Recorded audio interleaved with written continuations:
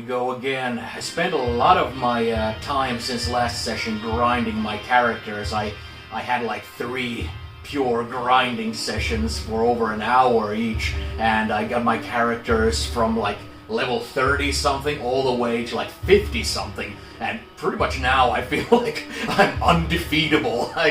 Rydia learned Quake, which is a spell that does tremendous damage. Rosa learned Full Life, which cures someone from being knocked unconscious all the way up to their full health, and many of my characters have like over 3,000 in their full health, so I'm pretty untouchable badass right now. And again, like, getting levels was pretty fast and getting new abilities was pretty fast, so it wasn't that much of a bother to just have to keep grinding, and I have no idea how close to the kind of end game of the game I am, so I figured it might be a good time to grind my characters a little bit. And I also, while wandering around in the castle, I'm actually in the wrong place right now, while getting myself to, sleep between grinding sessions and all that, I was wandering around the castle and I accidentally stumbled upon something that, like, what I need to do next, what progresses the story, and that was when I ran into the Dwarven Infirmary. And behind this door is something that I'm sure you can imagine I had a pretty strong reaction to, but I can't like fake that stuff. I can't like act out like surprise and astonishment, but here we go.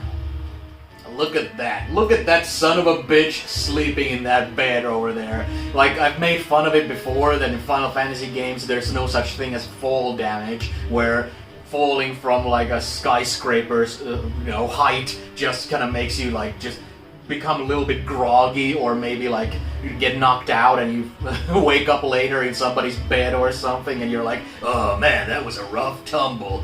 But they still present it as something where someone's like in a life and death situation. This motherfucker blew himself up. He not only tossed himself off of the bridge of an airship over a lake of magma, but he also blew himself up with a big enough explosion that it caved in an entrance that an airship can fit through. And here he is, just kind of, lost all my HP, but thankfully they restored me back to health.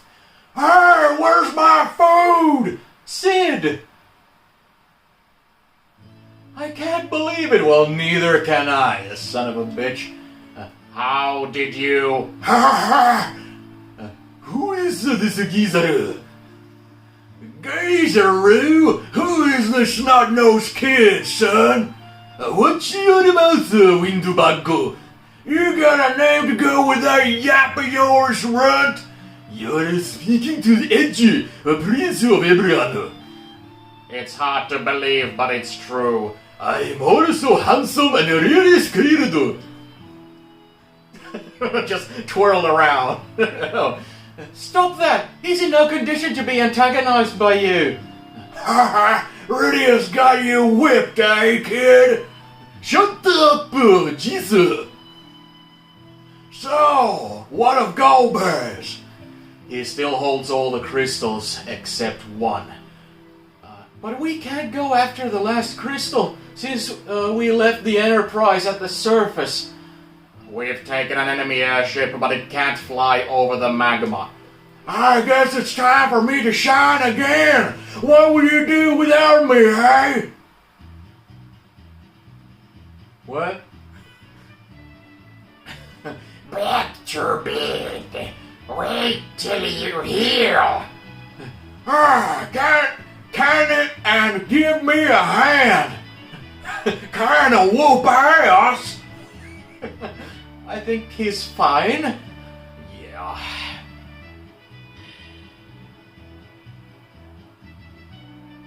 He's like upgrading the ship, much like when his crew upgraded the Hook. What am I getting this time? The hell are you doing? Well, it's even rubbing it in my face. The guy's just jumping around and twirling like he's some sort of pixie or ballet dancer or something, dragging folks around. It's like, ha, you can't keep old Sid down now, can you? But, oh man. But yeah, it's just, you know, it's played for laughs. You know, I sure hope Palom and Porom or Tela or Yang is not played for laughs. I guess Sid is the one character where you can get away with this. I guess. Now you can fly over anything! Thank you. Sid? Oh wait, this is the...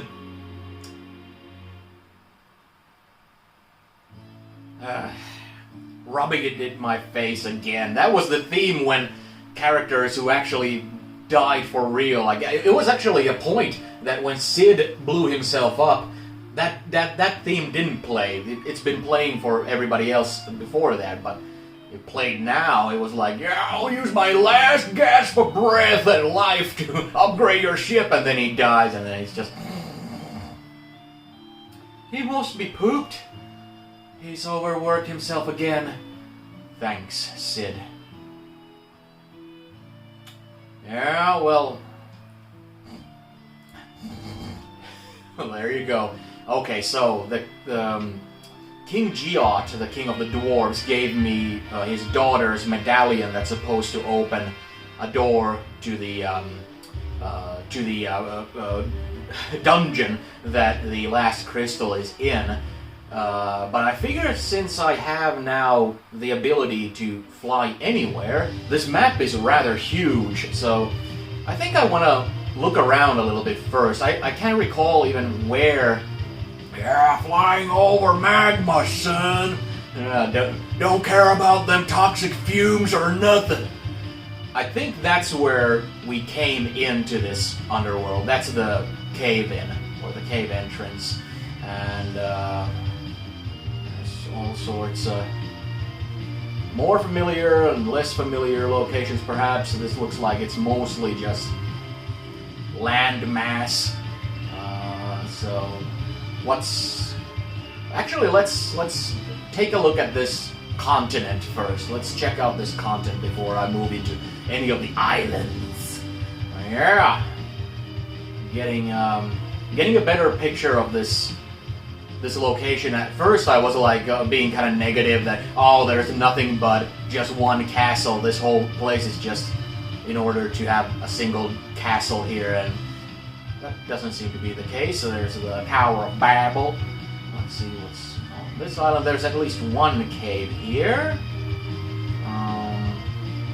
It doesn't seem like there's anything more than one cave on that island. Let's see. There's nothing there. There's another cave here. Nothing seems to be there. Another cave. It's surrounded by mountain. Oh, there's a village! I want to check the village first because it's at least kind of a passive kind of location. It's not a dungeon. Tomra. Let's speak to the dwarves. I hear the seas of the overworld are blue. How disturbing. Yeah, last time I said that the underworld has a sun of its own called magma, but I think I kind of misinterpreted that. I think instead of having a sun, the magma glows so bright that it's the equivalent of a sun. Mercy me, where do you come from? Well, from above. Did you know that there's an island to the northwest that leads to the land of summons? Scary, eh? Very nice. He said northwest, so that must have been the first cave we saw. And that's not only something that's interesting in terms of like finding out where Rydia has been for the time she was away, but also the ghost of the good king in Baron Castle said that, visit me once you've been to whatever the hell, the land of summons. Welcome, what can I do for you? Nothing. Thank you very much. And Bob, you potions, high potions, tent, cottage. Oh, let's get some. Well, I have 10 cottages. Let's get another 10. And this is another thing. While I was grinding, of course, I was making a ton of money, but also I got like maybe 5 X potions. So that's again something really good. Let's buy 1 of those remedies just in case. Just in case. I wonder if there's gonna be some good weapons in here. There's a inn. I don't. Oh. You're blocking my passage, Mr. Dwarf, sir. Well, can't seem to push him away yet. I'll just come back a little while. Weapon shop. Hey there. Oh, a guest! We haven't had one for ages. Oh, that's nice. Ah, that's not a secret. Immediately when you see a candle on the wall or a torch or something, you want to go and pull on it. That's one of those things. If you made a sketch out of adventurers being like in the real world, they would just be pulling on stuff like that. Welcome, what can I do for you? Ashura, that's already the thing that he's flipping the bird. Fits the character. Chain whip. Ogre killer already. Killer bow, mute arrow. I don't think I need any of this because even though the chain whip is better for Rydia, I don't think there's ever gonna be a time when I want her to be physical because grinding, I noticed that no matter how high her levels, her damage was so weak that an entire like action in combat is better spent using items or even just defending, to be honest. Lally-ho? No, here we say howdy-ho! Oh, Mr. Hanky's from here. Howdy-ho!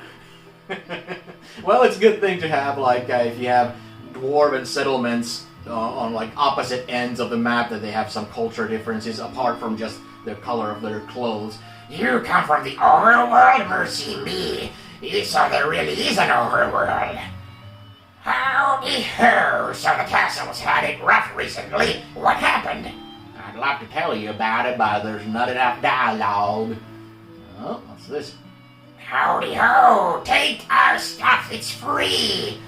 Okay. You sure came a long way. Here, take all you want. Zeus's wrath. Dry ether. $2,000, like... Found bestiary. What about this here bucket? Arctic wind. Nothing that special, but nice dwarves. There's some kind of communist commune that they live in. Don't get in the way of them. There you go. They say sylphs live in a cave far to the northwest. Sylphs? Hope they're not carriers of syphilis. Sylphs are afraid of us, even though we're actually quite nice. I agree. You dwarves haven't been like... I gave you a gruff voice, but you haven't been like the stereotypical asshole dwarves. $300 per night, will you be staying? No. Please come again. Thus far, there haven't been too much things to do here, but I still haven't gone to the... come on now, let me go to the armor shop. I don't want to leave until I've done that. Come on now. To the side, not up. Maybe if I push him from the other side, maybe that will help. But I feel like it would be a shame if I just...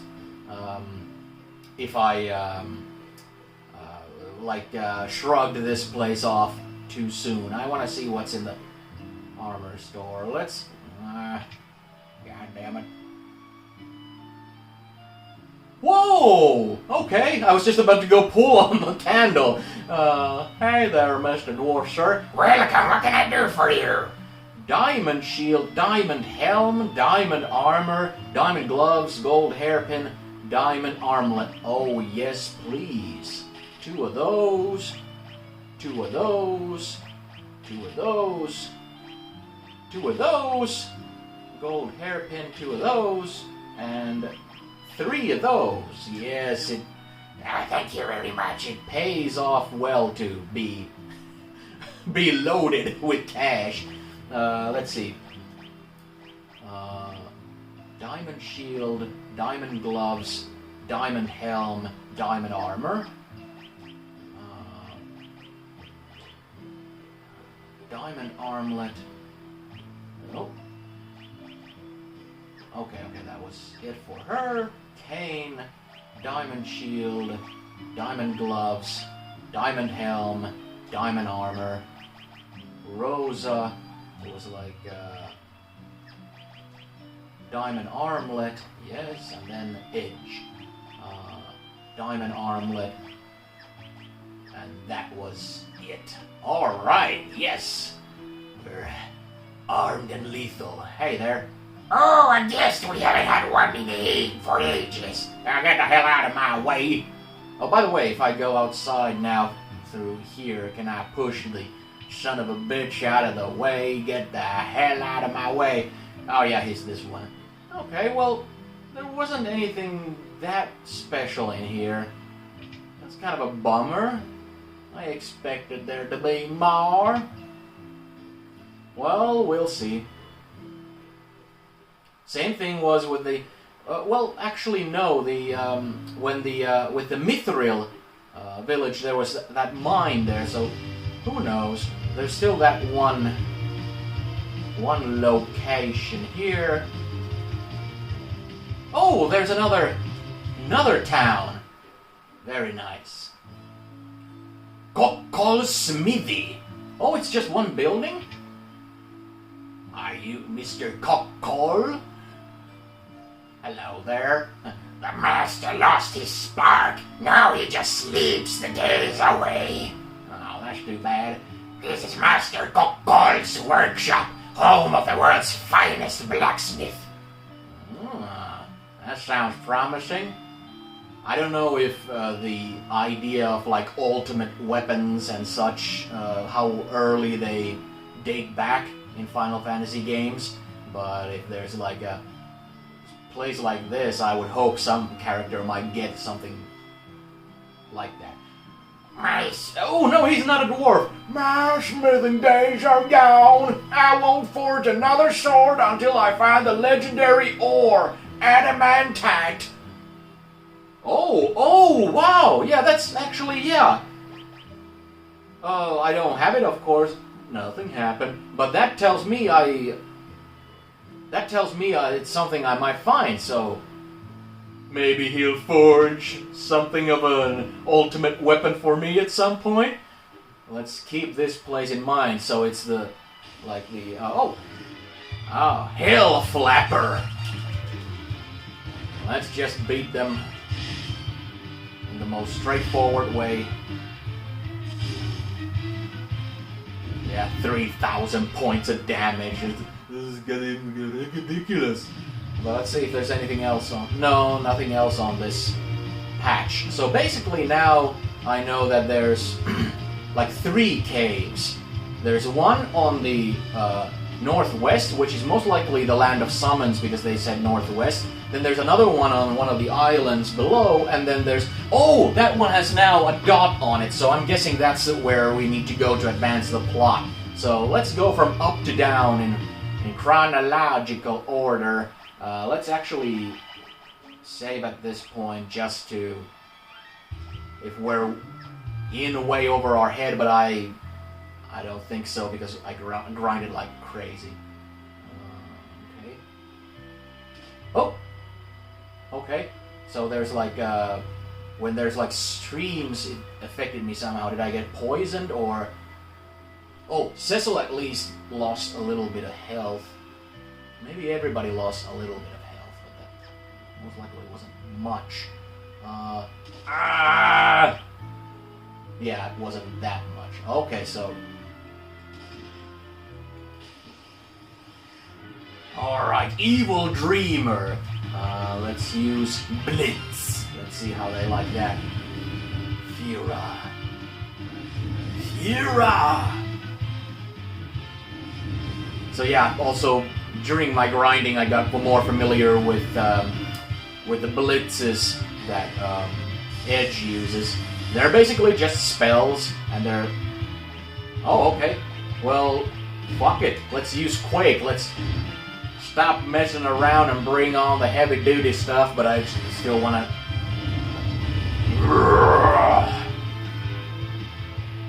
Yeah, there you go. A whole lot of mana. What, Angel... Oh man, how can I get in contact with that last crate over there? Man, I hope I'm not missing out on something real good. Oh, let's see, this is more of these guys. They were pretty tough, so let's not screw around. Let's just... and let's cure everybody now that I've taken some damage.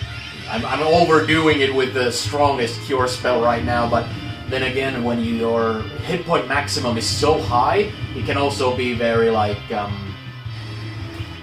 can also be very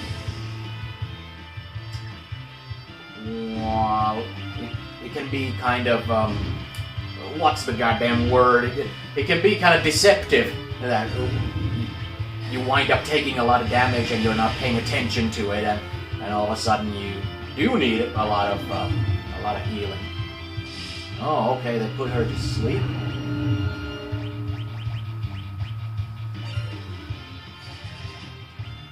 There you go.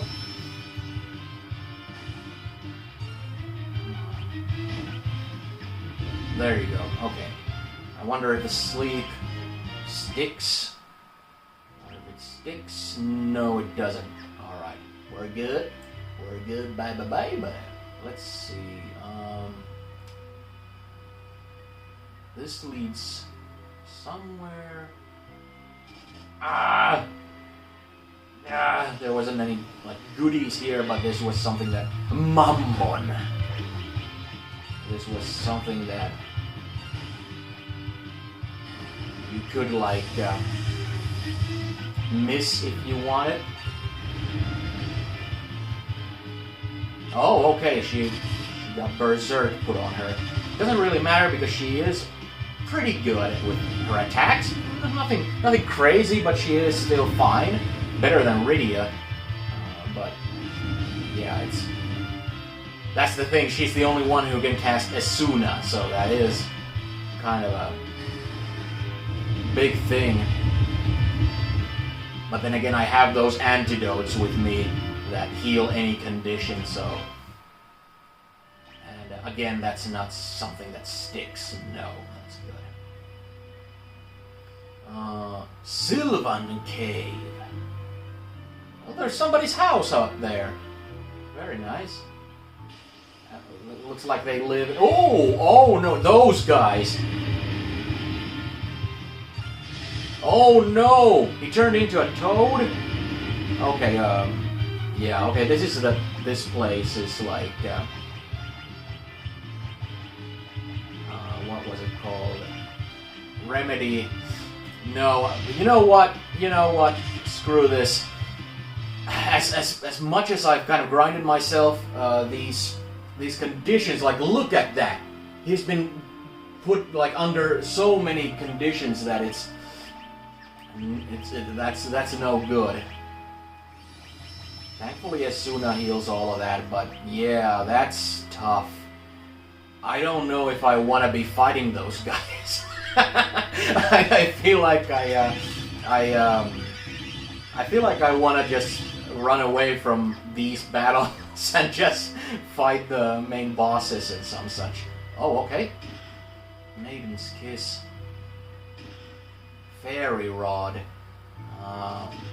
High Potion. Now I kind of feel like, ooh, Bog Witch, Tiny Toad, yeah. I don't know, but I'm expecting that if I'm gonna be facing Toad-themed magicians and minions and whatnot, that's what they want to do to me, turn me into a Toad. So, yeah, bye, old pal. Yeah, it's also something that uses a whole lot of my MP to fight these guys. No, actually, this is where I came from, yeah. I want to check if there's a secret, like... entrance to go around that box because that was what the other floor had. I don't want to miss out on something if there's something good here.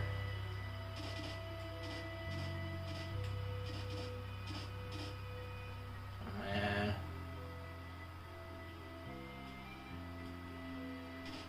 Yeah, feels like a fool's errand.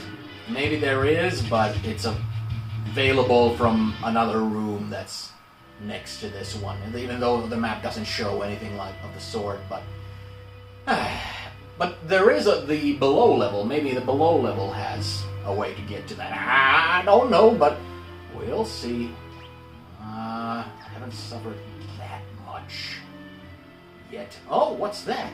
There's some sort of like a magical circle there, and there's a door that leads down there, and there's something. Oh, Rydia is suffering a lot, so yeah. Walking in that kind of toxic waste or whatever it is can't be too good. Let's use Cecil's stuff because I don't really use him for magic all that much. Oh, $1,000 cottage. Why? Thank you. Okay, so let's go. I wonder what that is. Bye-bye. Bye-bye. Don't mean to be a coward, but I guess that's what I am. Oh. That didn't heal me. I don't know if that's like a save point or something where... Oh, yes, yes, yes! Or if that's like a save point where you can save the game in the middle of the dungeon. Elven Bow!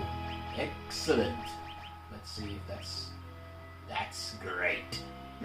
Not so much like better than the earlier one, so this is like a natural progression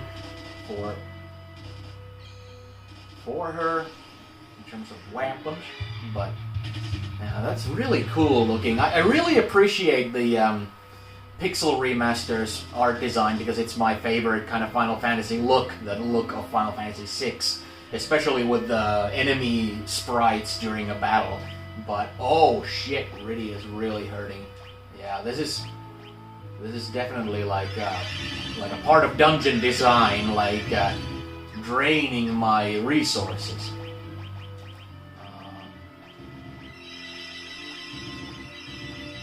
I don't know if there is some sort of an item or something where you can avoid getting hurt by that, but crate that's already been opened. Bye-bye, bye-bye. But yeah, there's also kind of a lot of features. It kind of dawned on me while I was... this is really labyrinthian. I always want to pick places that seem like they don't lead the story onward so that I can rummage through them and then continue on. But you never know. Sometimes they're not very clearly depicted with that in mind, you know. But this looks like it leads to the house. Elixir. I don't know if the house is something that leads the story forward, but I'm expecting to run into NPCs there, most likely. Bye-bye. Cute toads. Cute toads, indeed.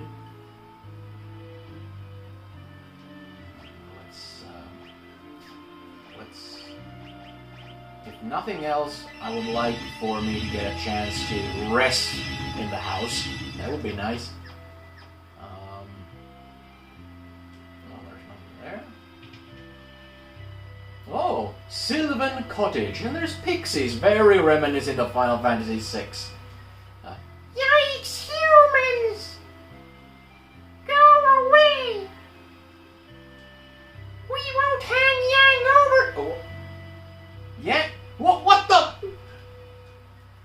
We found him lying near the mouth of the cave. He told us his name, but then he passed out. We've been taking care of him ever since, but he's yet to reawaken. So he's...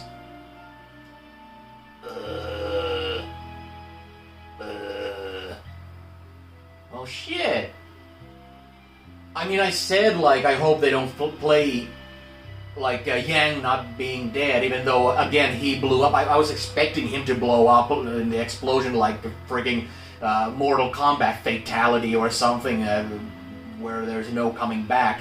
But this doesn't seem like it's played for laughs, I suppose, so we'll see. Cat Claw. Hell Claw. I don't know if anybody else... Edge uses claws as well, so let's see if they're better than Kunai. No. So, we'll leave that, unless Yang is going to rejoin my party at some point. What? Leave? Leave where? I don't want to leave the dungeon, there's so much to dive into, but what does that mean? Leave? Well, let's say yes. What does that... Oh, okay, well... Alright, let's... I wonder if that's like the end of this dungeon and there's just rummaging left to do. I'll try to remember... I'll try to remember the sort of paths I haven't gone to yet. But it's good to know that...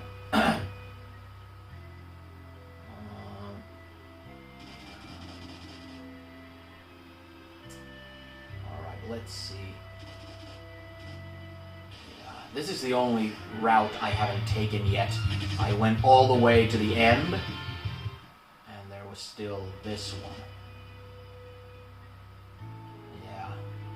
Okay, and this just leads to more chests.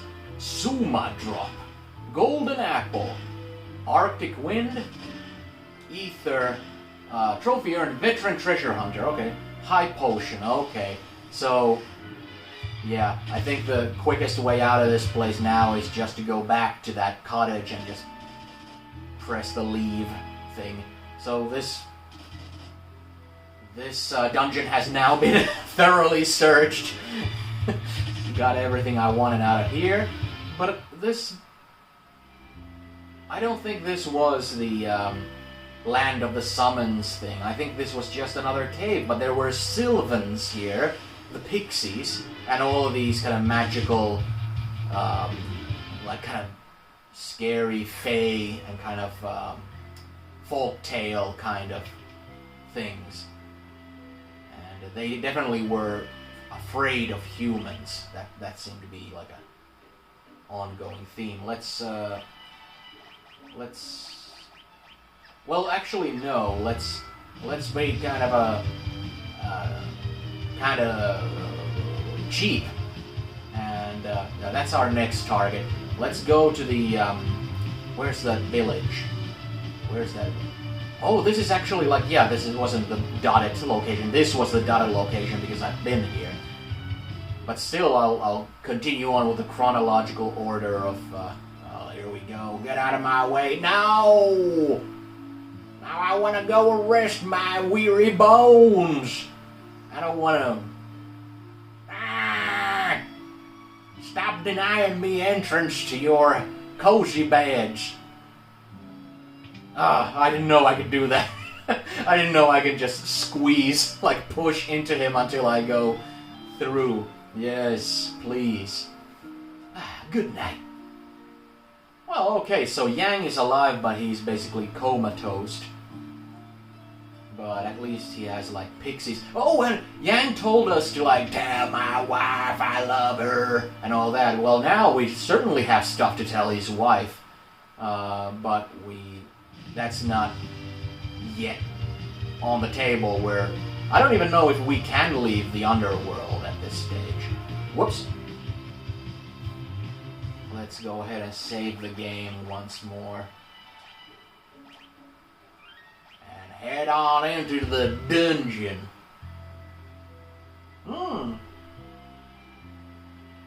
Cave of Summons, and it looks like there's a similar theme where there's spots on the floor that'll hurt me.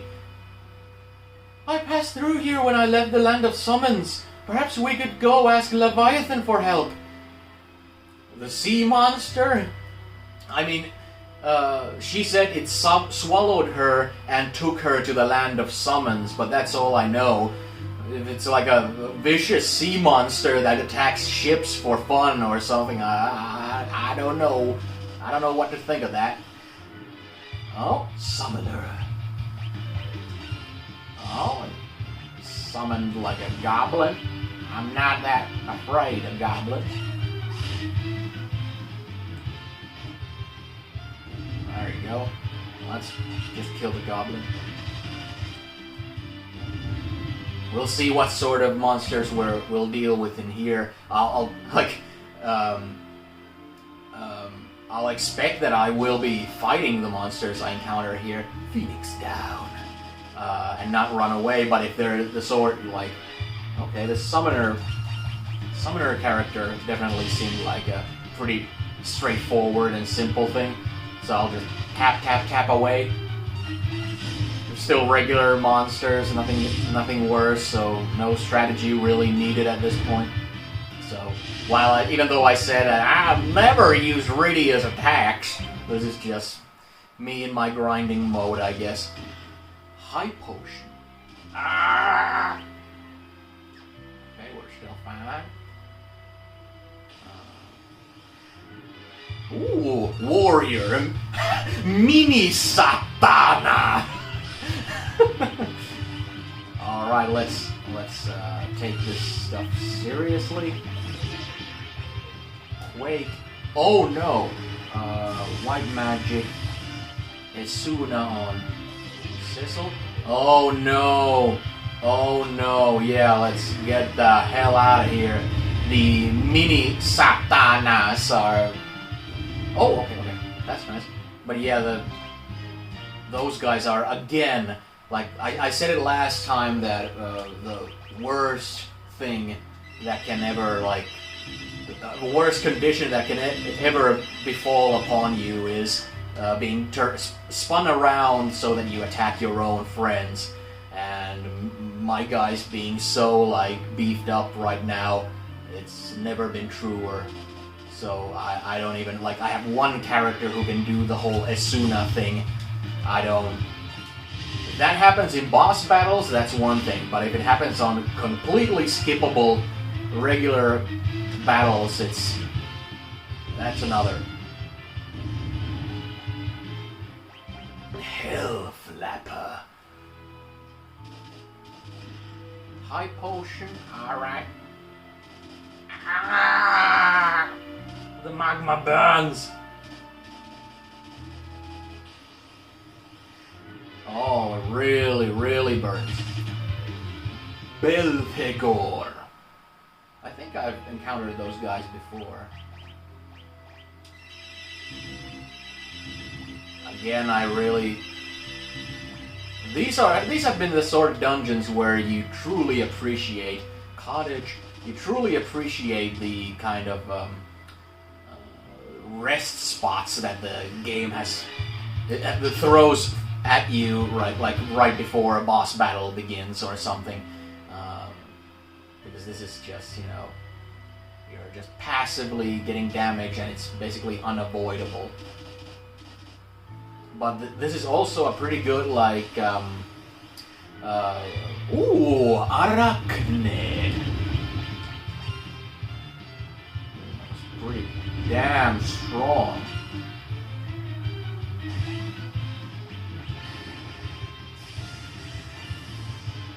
Really nice. The seductive looking ladies. Seductive looking ladies with the spider lower half.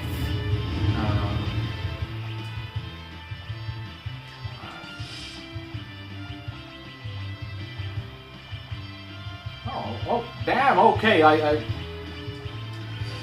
kind of lost track of everything. Yeah, they were just doing plain old damage to me, but it's a whole lot of damage. Whole lot of damage. And they were doing multiple attacks before I got the chance to really attack them. Ooh, over 6,000 points. Too bad Rydia is down. That would have been a great spot to use the full life. Why don't you use it now? Full life. There you go. But again, like my resources are being drained like crazy. Even those kinds of battles, like fighting those spiders, Phoenix down. The chest contained bestiary. I've found multiple bestiaries now. I have no idea what that really means. A compendium with the same effect as scan. Okay, that's actually quite neat. Like instead of doing a literal scan, you're rummaging through your bestiary, like going through the monster manual. What's this? Oh, okay. Is it like a hatch? Must be. Land of Summons. Oh. Ooh, this is nice. I've talked about this before. I really like the whole different planes of depth that Super Nintendo era games really used a lot. I like the cloaked guy. These look like the same as the bad guy minions. Rydia, you have returned! Oh, so they're nice. Ether? Well, it's most likely because I have Rydia with me. Let's see. These kind of look like... I don't know if there's gonna be random encounters. The King of Summons resides below. Oh, okay, so it's this... Oh yeah, you can see there's like a weapon shop down there. So... 6,000 bucks. Thank you very much. This is the land of summons, the home of all summon monsters. I can... Maybe this is like the living quarters of the summoner magicians and stuff, but if this is the home of the beasts and stuff like that, it's definitely not what I expected. 5,000 bucks. Okay, there's no going around. This is there. If I go back, yeah. Rat tail. I wonder if that's like a weapon or something.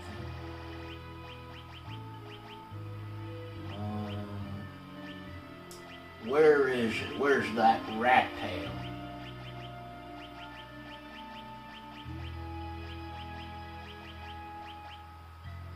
Ah, weird. I don't see it anywhere. Oh, wait. Could it possibly be like, I remember in the Mithril Cave, the guy said that he collects, like, animal tails and felt really weird and off. I don't know if I need to collect, like, multiples of, tails for him, but maybe that's something he desires? I don't know. It's been a long time, Rydia. Oh, item shop, and there's a... Hey there, Rydia. What? You've never met a talking chocobo before?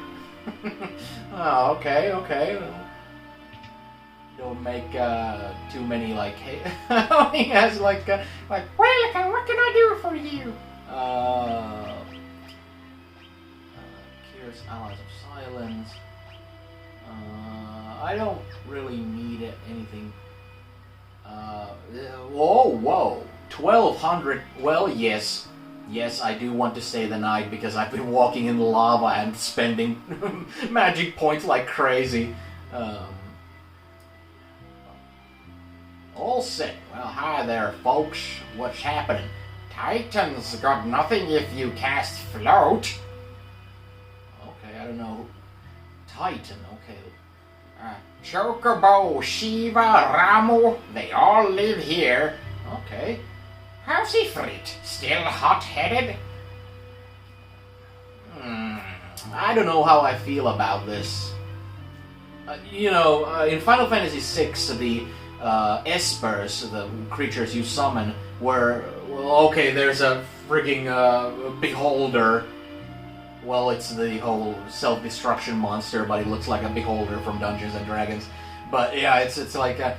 those characters were like fairy tale creatures who all had their own lives and such, that they lived in their own world, inside their kind of dimension. And this place being this sort of a structure, I don't know. It's... Rydia, good to see you've come back. Okay. I don't know. I don't mean to be a Debbie Downer, but Lydia, please stay here with us. no, she needs to stick with me to save the world. Bestiary. I'm guessing that's again a spot to use save. Hey, Hello, Rudy. Are those your friends? Oh yes. this is the library. It holds knowledge beyond your imagination. I don't know. I can imagine quite a bit. They say you can't meet the king without defeating Queen Asura first. Okay, Land of... This book is so moving. It's called Twilight. Shh, this is a library for crying out loud. Oh, there's the naming way. Titan, shaker of the earth. Titan's power rips through the earth, tearing open an abyss so wide as to swallow any and all. Oh, they said that if you use float, Titan can't do shit to you. So, if it comes down to it, if we're going to be fighting a boss named Titan, let's... Ifrit, spawn of flame. Ifrit's flame has the power to incinerate all in its path. It is said that there are other forms of summon magic that still lie undiscovered. Ramuh, the good elder. Ramuh's wrath calls forth dark clouds that condemn enemies with bolts of lightning, a judgment bolt. Shiva, queen of ice. Those who anger Shiva will be instantly transformed into a statue of ice. Chocobo, the cutest of all summons, and the first to flee from battle. Only those with great physical and mental strength may enter the cave that leads to the world of humans. Oh, okay. The history of the world of humans is brief compared to that of the land of summons. Summon magic, a type of magic used to call forth monsters in times of need. Only a few still hold this power. Very interesting indeed. There's a downstairs for this place. There are many, many books here. It would take several lifetimes to read everything. Do you have literature in your world too? Oh, yes. Asura, queen of summons. She guards the path that leads to her husband, the king of summons. Only those who surpass her power may behold the king's true form. The king of summons, the ruler of the vast ocean, he appeared one day from the northern sea. His powers are without equal in this land. Oh, well, I might wonder if Leviathan is like his minion or something. Odin, master of the blade. His only defeat occurred when his sword was struck by a bolt of lightning. Zantetsuken, his ultimate attack, annihilates any enemy with a single blow. Sylphs, kindly creatures. When they combine their power, they can unleash their true strength. Well, they're the ones who rescued Yang. Laws of the land of summons. True strength lies only in the souls of the righteous, and one must prove their worth to attain it. 2 moons. In the ancient sky, the 2 moons were one, so it is written. The god of summons created us and watches over us from afar, never having known defeat. Perhaps the only way to defeat him is to reflect his own strength against him. The god of summons? Long, long ago, a giant whale descended to earth from the moon. Presently, it is in a deep sleep within the dragon. Summons, monsters, humans. What happened to the past? What does the future hold? Life is an eternal mystery.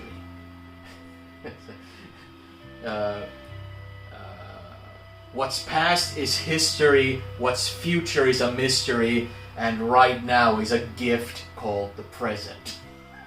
Was that from Kung Fu Panda? But I first heard it from Gary Busey. There's a great old reality TV show called I'm with Busey, and I used to laugh my ass off at that, and I think Gary Busey said that in that show. If scan fails to indicate the nature of a monster, you may wish to consult the bestiary. Okay, so good to know that the bestiary is like the better version of the Land of Throne Room. Okay, I don't want to come here yet. There were some minions and there were like a wizard and a queen. So they emphasized so much that if you want to talk to them, you have to first like fight the queen or something. I don't want to be fighting nobody yet. I wonder if humans have the skill to wield our weapons. Hey, it's Rydia! It's again the same sales pitch, like, you can't use dwarven weapons, they're way beyond you, like, shut up, I'll show you. Okay, whip, chain whip, blitz whip. Kotetsu already got one of those, but I might want to have another one because he holds 2 weapons. Fairy rod. Okay, I'll get another Kotetsu. Now that he doesn't need to hold a Kunayo. Oh wait, it's better than the Ashura, it looks like. Let's do it to it. There you go, 2 Kotetsus. He's lethal. Let's see, there's an armor shop here. People say my brethren get up to no good when they visit different worlds. Well, you know, Leviathan sure attacked our ship, and most likely the whole crew died. I'm sure these adventurers are hardy enough to have survived it, but if that ship sank right in the middle of the ocean, I'm sure the crew suffered greatly. This land is ruled by Queen Asura and the King of Summons. Well, good to know. I already knew that. You shouldn't bring humans here, Rydia. We just want to live in peace and quiet. Well, welcome, what can I do for you? Light robe, let's get 2 of those. Equip. Light robe. And she's been wearing that Gempo gi for a really long time. I think I got that around the time I got Yang into the party. Where does this... Oh, this is where I came in through. So, okay, let's first go...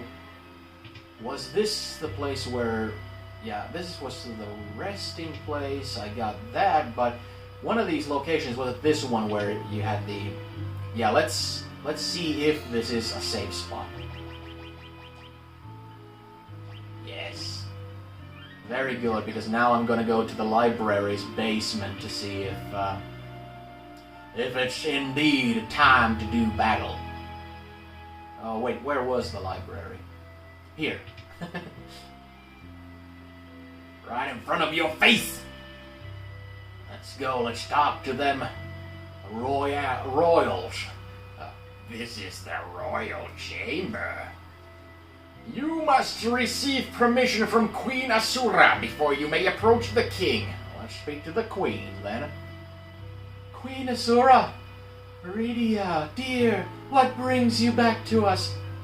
We need your help. Very well, but first you must prove your worth. That is the way of things here. Do you possess the strength and courage to challenge me? Yes. Let us begin the test. I hope it's not just Rydia against Asura. I hope it's the whole party. Yes. Oh, okay. Cool. She's like a Hindu god looking. Let's do that. Let's do that. Let's do that. Then let's do that. Then let's do the whole protect thing for everybody. Hopefully that's still effective at this stage. She's clearly like going into different kind of modes, but I don't know how that affects everything. Let's just...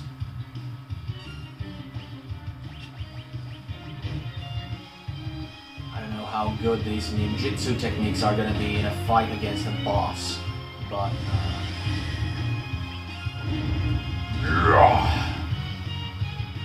Gaia's Wrath. Still doing great damage. Then let's do Berserk on. Oh yeah, he doesn't. Kane doesn't have the whole protect thing. Okay, that wasn't that great. All right. Gotta stay focused in the sense that I'm gonna keep Kane doing the jump thing. He's gonna be out of harm's way most of the time when he's doing that. Okay, that's excellent. His newfound melee damage, thanks to the Kotetsu, is pretty great. Oh, okay, they did protect against themselves, so that means let's still do Titan, but I need to do Dispel. There's Dispel. Get rid of that protection attack. Oh shit! Oh shit! Oh shit! Now my main healer is down. Oh, and it healed itself. Okay. So Phoenix down on her, and hopefully she has enough time to. Let's hide potion just in case. When it's her turn, she's gonna heal everybody.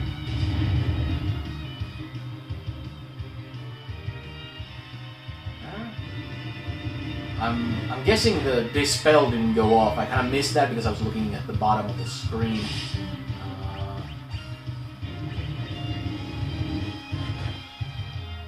Oh yeah, definitely need to get that healing going as soon as it's Rosa's turn. Come on now. Oh.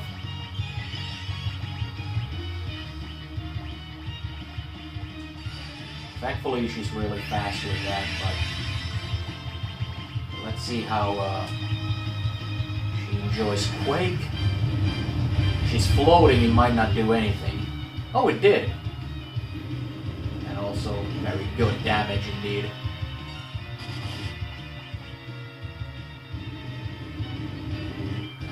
Kane is still suffering, but he's, yeah.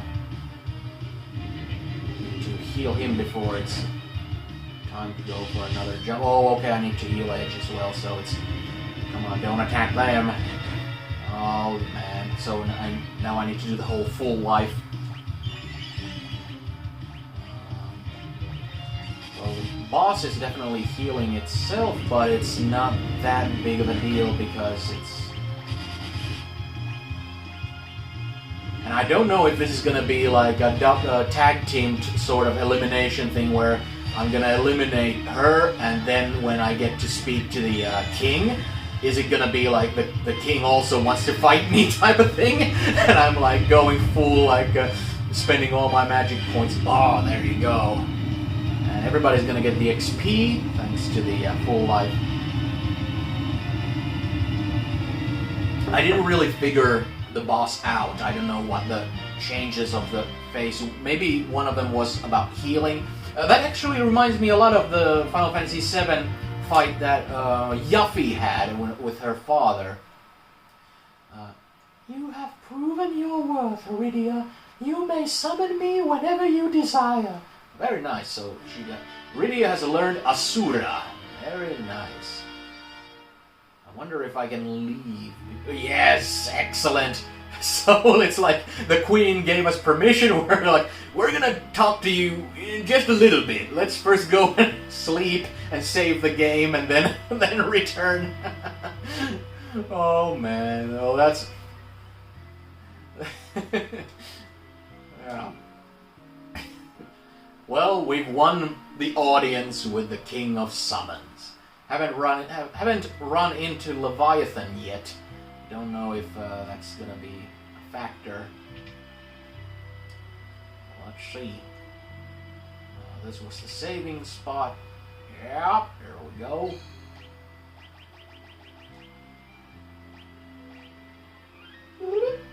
Yes. Yes. Time to meet the king. The King of Kings. Bow down to the king.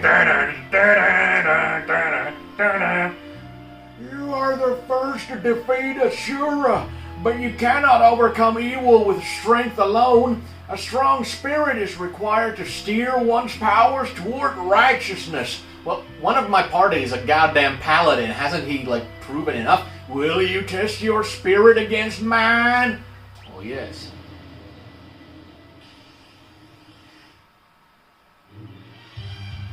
Well, there he goes. That's Leviathan right there. Huh? Tidal wave. It's gonna be rough. Yeah, that was really rough. Still, I'm gonna do the whole... Is he just... Oh, okay. I'm still gonna do the whole protect thing. I want to minimize damage. I don't know if I've ever received like a better version. I don't know if there's gonna be elemental stuff. If Quake is gonna be meaningful against a water-based creature. It is very good. Yeah, there you go. There. And now it's time to cure everybody again. Because even though some of us haven't lost that much, some of us have lost quite a bit. Let's keep using... You know what would be neat? Let's summon your fucking wife to beat your ass. And Asura was something that affected my characters. I don't know what it's gonna do. I have no idea. Asura. Okay, miss. Okay. Let's not.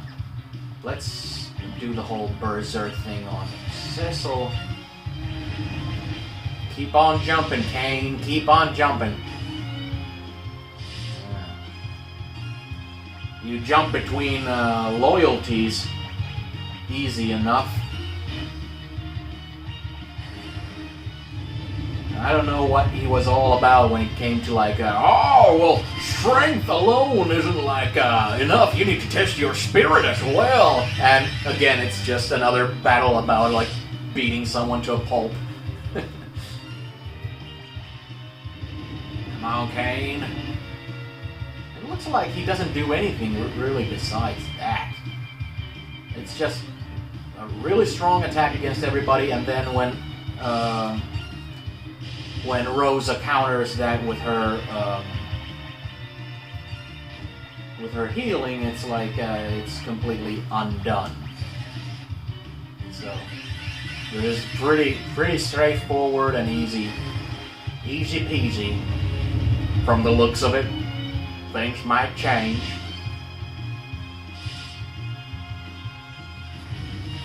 There's always the thing about boss battles. There's only so much hit points that a single enemy can have, you know.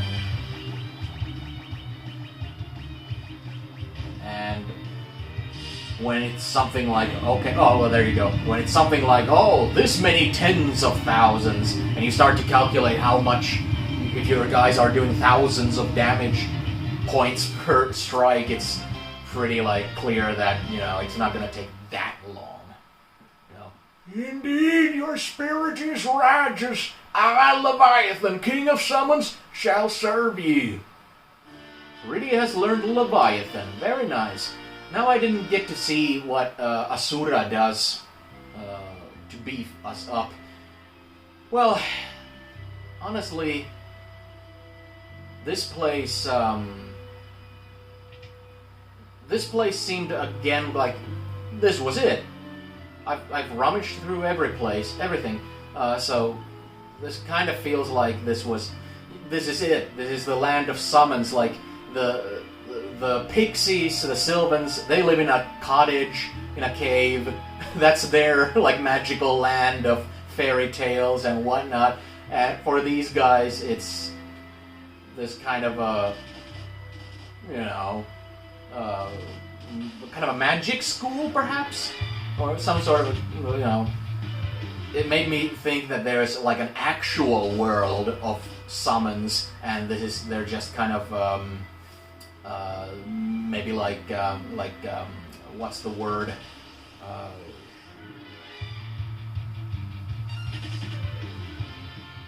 Maybe they've like sought some sort of a refuge here. Maybe they've like left the place as some sort of a cataclysm has hit that world or something. I don't know. It would have been too similar to Final Fantasy VI if it would have been like oh, the other world of this game is also like a fairy tale land of fairy tale creatures and whatnot. So I'm glad that in this game it's like a Khazad-dûm, this kind of magma river dwarven land, as opposed to that kind of pixie place. Fuck it, I'm just gonna use a cottage. I have 22 of them.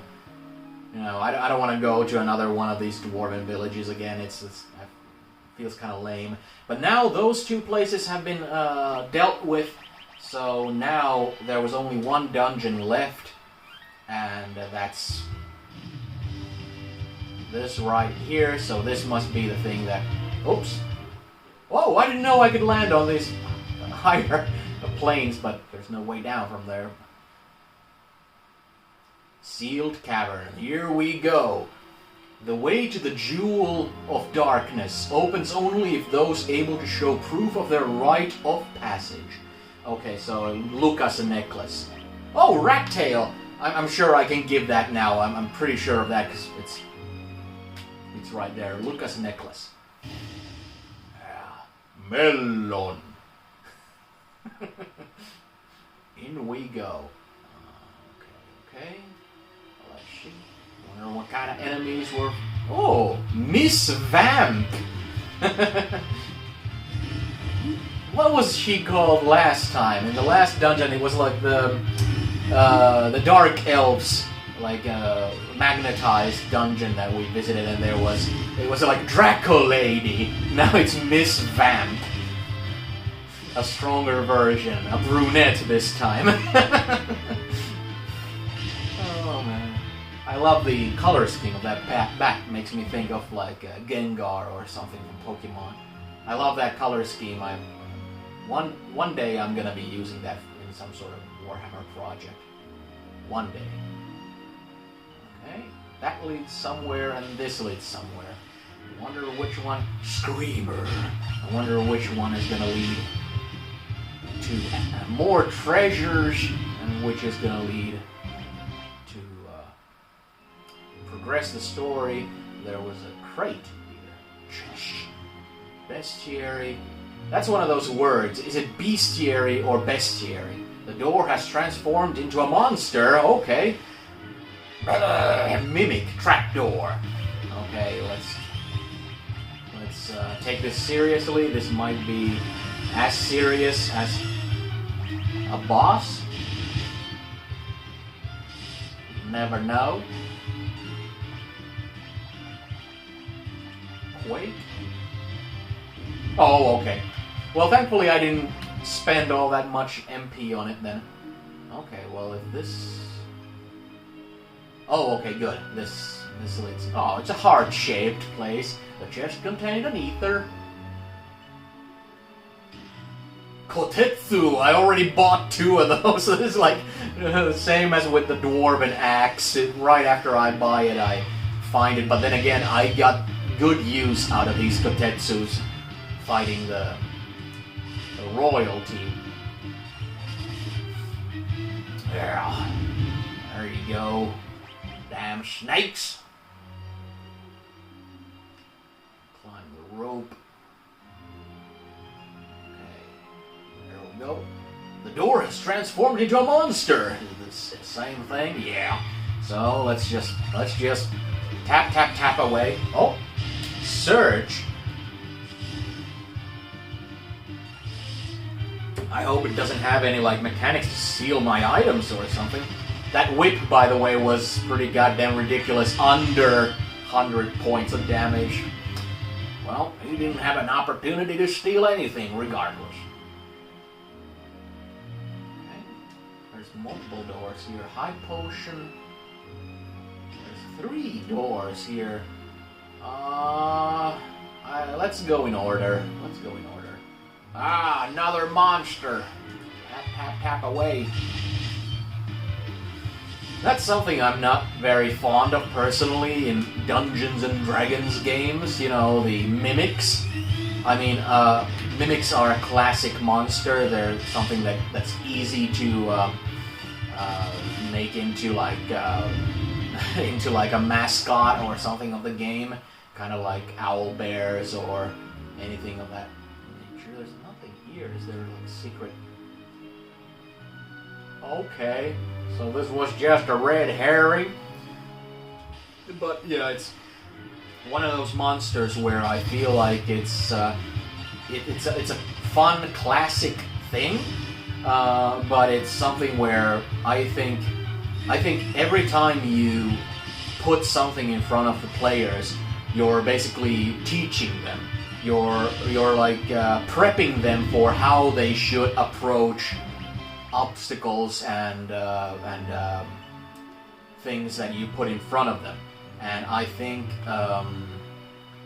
something like a mimic is something that entices a very unproductive kind of impulse in players. If you put mimics in front of them, very soon they won't walk through any door or open any crate or anything without doing also like the song and dance of looking for traps and looking to see if learn tornado, if it's legit, like it's something you really, as speaking for myself, it's something I really don't want players to do is walk around with a 10-foot pole, seeing if every a tile on the floor is a pressure plate for a trap or anything like that. The same thing goes for doppelgangers. I think doppelgangers and like shapeshifters and all that, they're kind of neat, but I really don't like the same sort of impulse it kind of brings out in players to where they start to want to do all sorts of lie detector tests on every NPC they come across. That's also like a milder version of that, is that if you okay, what the hell happened there? A milder version of that is if you make NPCs who are always looking for an angle to backstab the players, and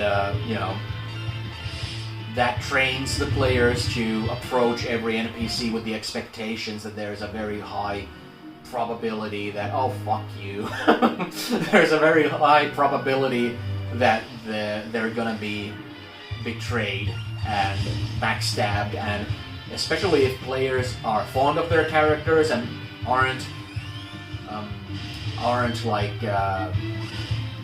expecting that their characters will die at any moment, and they already have like a backup character planned in their head. If they really care about the story of their character and all that, they won't want their character to just die willy-nilly. And finally, light sword. A lot better than ogre killer. Okay? Well, it's fitting for a paladin to be wielding a light sword rather than ogre killer axe, I would think. But yeah, it's one of those things where you don't want to entice that kind of behavior. At least I don't. And if I've ever used mimics or something, I usually like to, or not mimics really, but rather doppelgangers. I've used it as this kind of like with an easy perception check. I found like a shuriken, something for light curtain, something for edge to throw. He hasn't actually found any throwable weapons, really. Well, he can throw most weapons, but like shurikens and stuff, they're really powerful, but I haven't found like any shops that sell them or anything.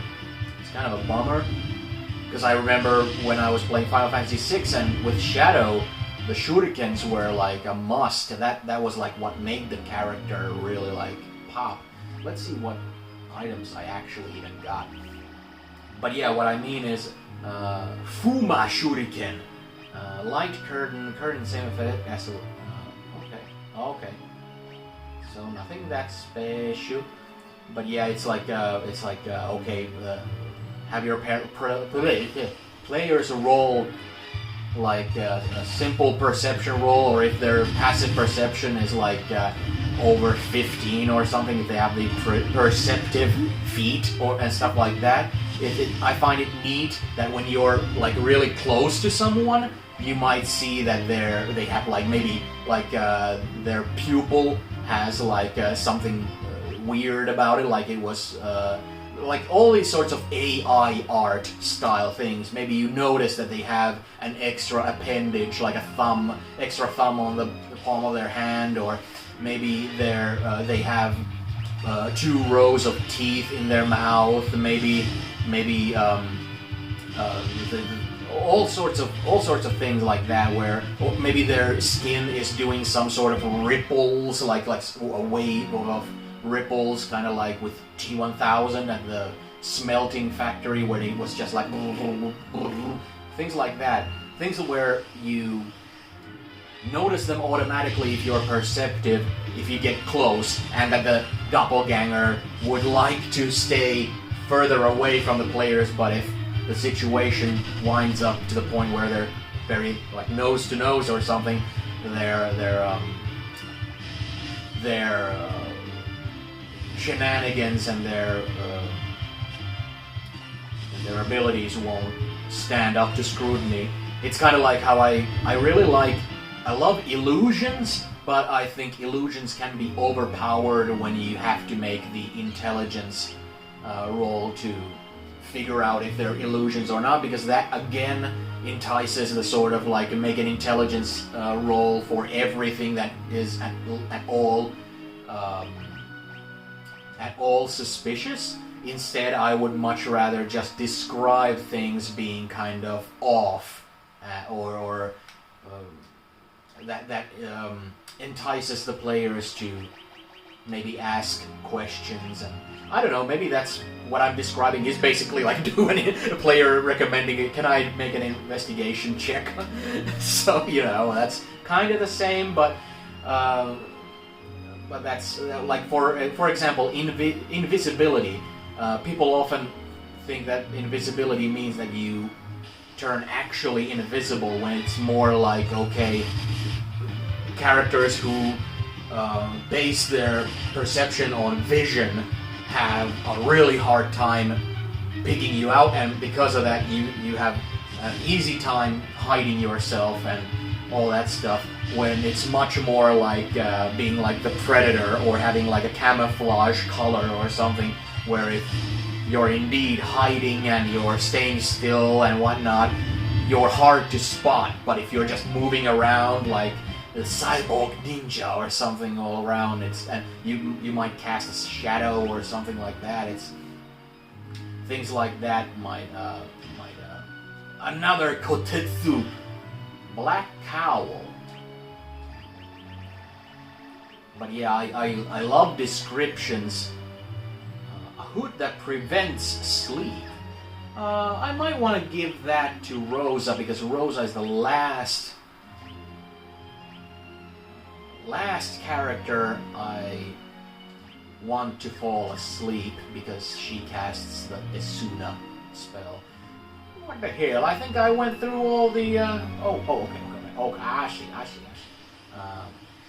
But yeah, I love descriptions. It's like when I think of like describing my dungeon mastering style, and also my player kind of preferences, the two things that I these days mention at the very forefront are that I love spoken out character dialogue, and I love heavy descriptions, because I've noticed through time that those are not like those are not to be expected. You know, those are not preferences for a lot of players. A lot of players really don't like doing character dialogue, and a lot of players don't like describing stuff. They might describe stuff when they hit a crit and kill a monster or something like that, but that's about it. Like they fully expect the dungeon master to describe just about everything they do, and that's something I really love. Like I love the interaction between players and dungeon master. It's kind of like I just recently, actually today, watched a Matt Colville YouTube video about backstories, and he was talking like I don't mean to interpret his video with bad faith. I think it's just preferences and different styles, but he was like almost like, how dare you expect the dungeon master to go off of his busy schedule to read your character backstory and weave it into the campaign. I'm like, what? That's the thing you do. Like, that's the whole juice of the whole hobby to me. Like, to me, it's like the interaction and the kind of tossing the ball back of the narrative back and forth. I don't just want to create a dungeon for the players to beat, and that has like flavor dressing, you know, covering the thing. What I want is character drama. I want soap opera. I want like high emotion. I want betrayals. I want heartbreak. I want outrage. I want like misery. I want love. I want passion. I want all those things. And if a player comes to the table with a character who's like, who has like so many hooks in their backstory for me to yank on in order to bring that forth, those emotions, those big moments. You know, it's not about like a player giving me those things with the bell of silence, or the expectation that I wrote into my character backstory that they have like a villain who killed their family, and now if that doesn't, with the same effect as silence, if that doesn't come up in the story, I'm gonna be very disappointed. It's not about like holding a gun to somebody's head, like, you better put this into your story. But if the aim is to collaborate and create a story, you know, it's it's like, why wouldn't you do that? It's kind of like you're having a party and somebody brings chips and you're like, how dare you? Like, I brought the chips, I host the party, I get to choose which kinds of sweets and salty snacks are gonna be available. You enjoy my chips, the barbecue flavor ones I brought, not the sour cream and onion ones you brought, and or you can eat the stuff you brought by yourself, not give them out to everybody, and we can all discuss whether we enjoy them or not, or whether we enjoy them with dip or not, whether we enjoy it with this dip or that dip. You know, for fuck's sake, you know. I got so animated by this, but it's because it's a subject that's near and dear to my heart. But then again, not to try and poo-poo Mr. Colville's videos or his style. It's just a different style. Yes, but because I know that in many of his videos, even though I enjoy a lot of his world building stuff and all that, I also have noticed many a times that that he has a very gamist kind of approach, where he seems to get most of his kicks out of coming up with mechanics and systems that facilitate the sort of tone and feel and role play and all that has to do with the campaign and the characters and the adventure and the setting and all that, whereas I like to do that through narration and character dialogue and all that stuff. So we just approach the hobby very differently. To me, I love fun mechanics, but I think for me it's like definitely like the theater kid approach first, and the mechanics come maybe like second or even third, you know. Alright, we're definitely in a chamber of some sort. The door has transformed into every single door. This is one of those things again where it's like, yeah, this is the theme of the dungeon, I suppose, but it's many of these themes have not like supplies. Yellow dragon, old Yeller. Okay, pretty tough. Okay. Well, I'm gonna heal everybody before I go through the door because I just had the chance to heal everybody up, so I'm guessing there's gonna be maybe a boss battle of some sort right behind.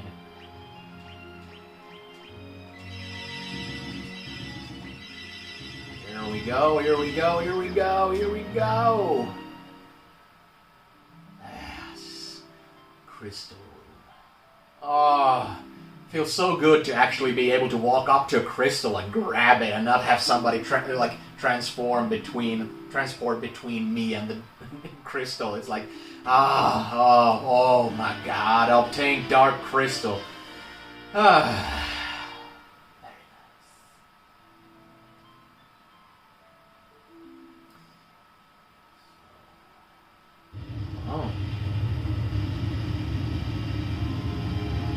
The walls!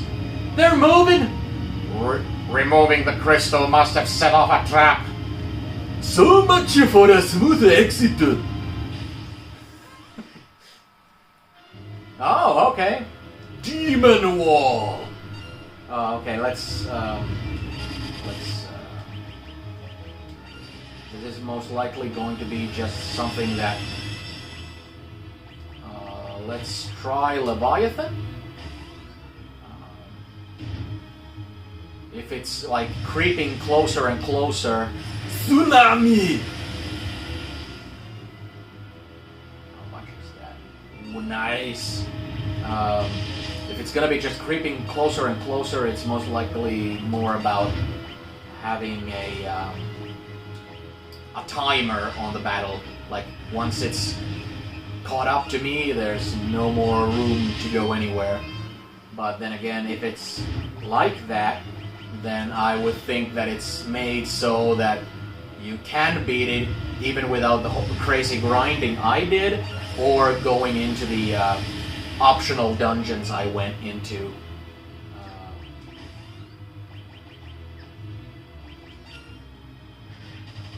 Not too much damage yet.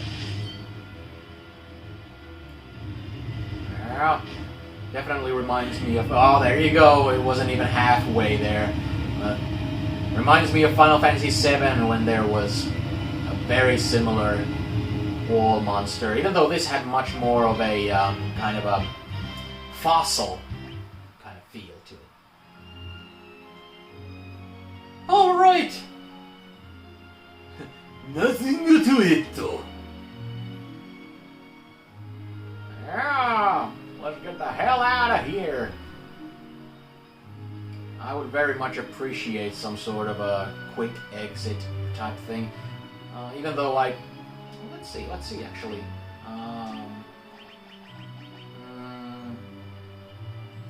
I see. I'm not able to use emergency exit. Last time I wasn't able to use it was because there was a cutscene. I'm kinda expecting that somebody's gonna come and yank the rug from underneath me. Let's do this, and let's save again.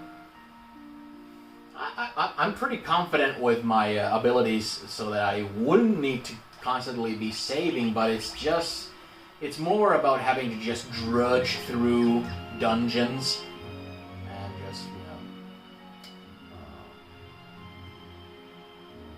Did I even go here? Yeah, I didn't go here.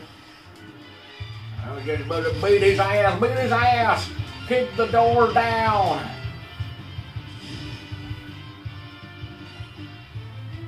But yeah, I think it's, with the whole idea of role-playing games and having like a gamist approach. Ooh, wonder what's here. Dry ether and X potion, very nice. The thing is that I constantly see like if people have criticisms over like Dungeons and Dragons, not in the sense of like criticizing Wizards of the Coast, because that's a whole different thing really. Of course it's not completely, because playing Dungeons and Dragons and supporting Dungeons and Dragons is supporting the people who make and sell the game, so if you have an issue with them, it makes sense that you would also have an issue with the game they produce. But if you're just approaching it as a game, it's I tend to come across a lot of folks who if they don't like Dungeons and Dragons, their preferred thing instead is something that's so similar to Dungeons and Dragons that it feels like, really? Like, this tiny bit of difference was enough for you to, you know, do it for you, to where you really hate 5e, but you really love this other game. But at the same time, it's also something where I can relate to that as well, because like I often feel like if somebody doesn't like Dungeons and Dragons, they might want to try something very different. Like, instead of Dungeons and Dragons, have you tried like Call of Cthulhu? Or have you tried like a World of Darkness? Or have you tried like, I don't know, playing some like Star Trek style space opera thing or something like that? But it usually just comes down to like having the same sort of superhero X-Men style action-adventure game that has very similar mechanics apart from a few different things. And, you know, for some people those few different things are big enough to where it's like they can't stand Dungeons and Dragons, but with this tiny tweak, it's like the best game ever. And the first impulse that I have, because my favorite kind of tone with gaming is usually very different from what Dungeons and Dragons kind of expects out of players, because, you know, Dungeons and Dragons is about delving into dungeons and killing monsters and grabbing loot, because that's what all the mechanics and character creation options and all that hint at. It's very clear that what can your character do? Well, they can basically like there's this plethora of ways that they can you know, handle obstacles in dungeons, and a plethora of ways they can kill monsters.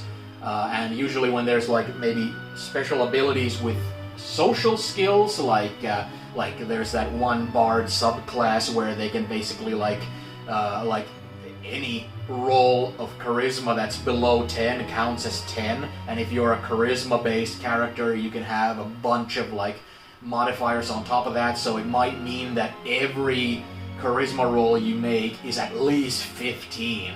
And to me, someone who loves character dialogue and plots and soap opera and stuff, it makes it feel like, well, so you just want to break that part of the game? But if the game is designed to be basically like what sort of social interactions and scenes you're expected to encounter, well, it's mostly going to be creatures and NPCs and all that in dungeons, and that's usually just gonna mean like interrogations and things like that. You know, you interrogate someone from a positive angle, or you interrogate them from like an intimidation angle.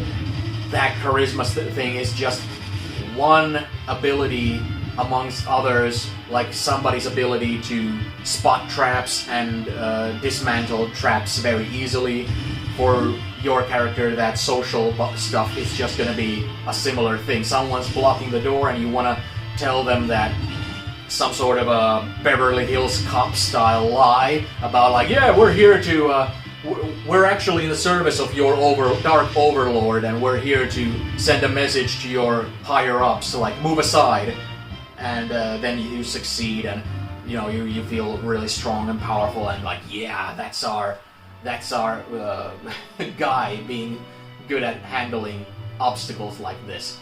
But if you want to play something where it's more like akin to, I don't know, Game of Thrones or something like that, then it's really like, do you really want to play a character who's basically undefeatable in any kind of negotiation and blackmail, and they're basically invulnerable to these things, so the Dungeon Master has to figure out ways to get the rest of the party into those situations when you're not around so that there can be drama. So, you know, it's one of those kind of things, and that's why I often thought that if somebody doesn't like Dungeons & Dragons, they must not like it for those kinds of reasons, but usually it is just some specific mechanic thing. And I can relate to it now because I got into Pathfinder, and very quickly after starting to run Pathfinder, I noticed that because of the tag system, the keyword system that binds everything together, and how every single minute rule is so thoroughly thought through that you can basically play the game without a dungeon master, because you could always consult the book and see that I want to try something, I'll make a roll, and the book already tells you what happens if you get this sort of result. You don't need the Dungeon Master. The Dungeon Master is just there to reference the book and know the book by heart as much as possible. And to me, that was like an absolute horror show. It's like the absolute worst experience I've ever had Dungeon Mastering, just based on the sort of anxiety that a game system can induce in you. And when I approached the Pathfinder community about that, everybody's grand advice was to just use software. Have a video game-like simulator basically do all the math for you, remember all these conditions for you, remember all these keyword interactions for you. And I figured that if I have to start playing role-playing games with computers, that already says it all. It's not for me. It's not for me. What's going on? Kain, you belong to me, Kain. Bring me the crystal. Golbez! Kain! Get a hold of yourself! I'm alright. I am no longer under his control. Ah! The Dark Crystal was seized. What are you doing? Kain! Now I can restore the Tower of Babel. At last I shall reach the moon! Kain, wake up! Please, Kain! With all the crystals in our possession, the way to the moon will open! Stop!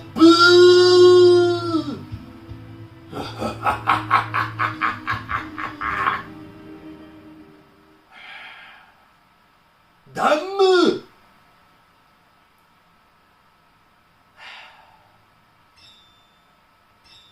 For fuck's sake. At this point, basically, Kain is irredeemable. I know he's a victim in all this, but I hope he's going to like give his life to redeem himself. And then that could be a death where you don't come back from. Oh. We're back to our usual deal. Hello, Mr. Dwarf King. Guess what? Guess what the fuck nugget you entrusted this life-saving, this earth-saving task to did? Well, I fucked up. And the crystal is in the possession of the... You have returned! Where is the crystal? The truth is, You did not succeed in retrieving it? So Golbez holds all the crystals. There is nothing we can do now. That is, unless the legend of the lunar whale is true. The lunar whale? Come on, you read about the lunar whale in a book in the library. Just like with the Dark Elf, there's expectations. Maybe the game expected that I would go to that dungeon later. The lunar whale? A huge ship spoken of in legend. One born of a dragon. Now that sounds familiar. When Cecil became a paladin, there was this... Was it an inscription on a sword or something else? When the voice from beyond talked to him and called him son, there was that text scroll that said like "one born of a dragon." That's it. The Mysidian legend. You know of Mysidia? It's the home of the mages in the overworld. Mysidia truly exists? I've met the elder of Mysidia before. He prays tirelessly in a tower. He prays, you say? Yes. Why do you ask?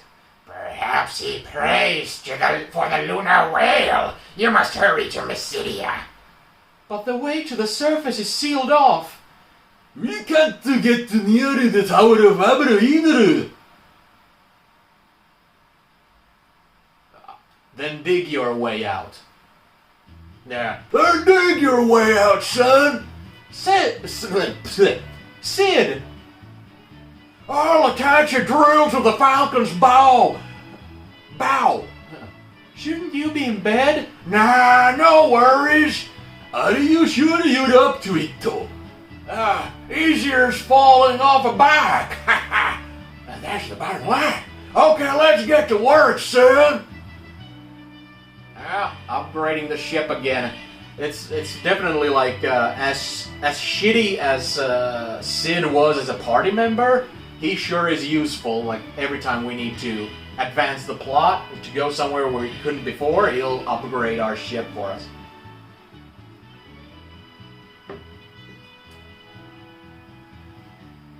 Well, come on now. I haven't come across the dancing girls in a long while, but I guess these characters are compensating now. Your dance routines are going kind of over the top. But if we wind up going to the overworld now, there's definitely two things I want to do first. I want to go to the Mithril mine to see if the tiny guy wants the rat tail, and I want to go to talk to Yang's wife. And that also means that if I can go between the worlds at this point with a drill, Sid.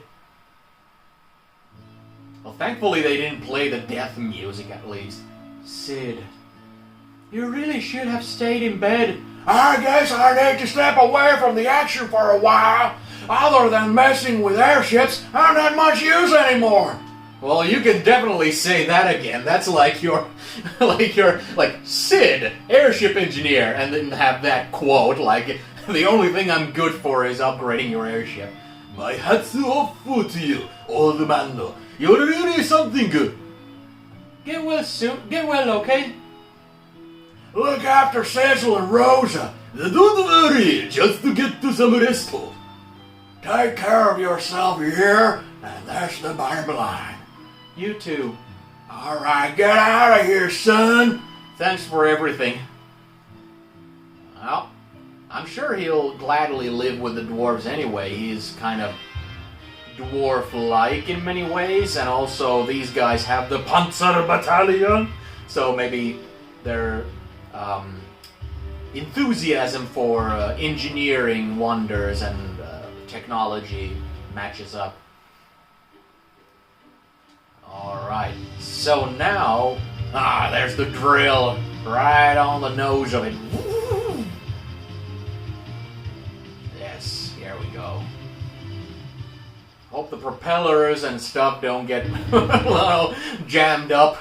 The drill bit isn't that large. Well, here we go. Okay, so the Mithril Cave is here. So yeah, basically, Leviathan is an asshole. Leviathan is an asshole who just... oh, I need to get the... where's my hovercraft? There's the hovercraft, yeah. Back and forth, it's right there. You can see the... because I went through the cave to get into the Tower of Babel at one point, and I needed the hovercraft there. So let's... there it is. No, that's the other airship. There it is. Whoops. Whoops. Oh, come on now. Oh, I can't grab that, so... the hook... yeah, that's right. The hook is in this one. So let's do it. There you go. That's a good way to have some longevity out of the Enterprise as well. Have two airships and not just have one replace the other. When it comes to airships, my favorite airship design is in Final Fantasy VI. The was it called the Falcon in that one as well? You know? Oh no, actually not there. Just put it here and land the airship here. I don't want to fight. I don't feel like fighting. Oh yeah, and I need to get used to the idea of not having Kane in my party. Wonder if I'm gonna get a replacement for him at some point, or if it's gonna be like 4 characters for a while now. Hello, mister. Would you like a rat tail? Beat it. I'll talk to you only when you bring me a tail. Oh, I have a tall tale to tell. A rat tail. This is the rat tail I've been looking for! Alright, here's some ore in return! What the fuck? Yeah, adamantite! I was expecting at first to get like mithril or something, but then again, mithril weapons and armor have been rather commonplace. So let's see, if I now go here, let's leave the hovercraft here, then next stop I want to go to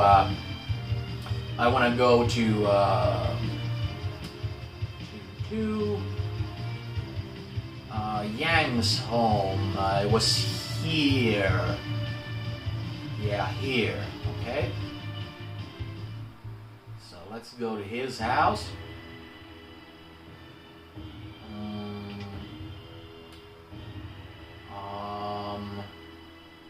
How did you go to those towers? Was it in here somewhere?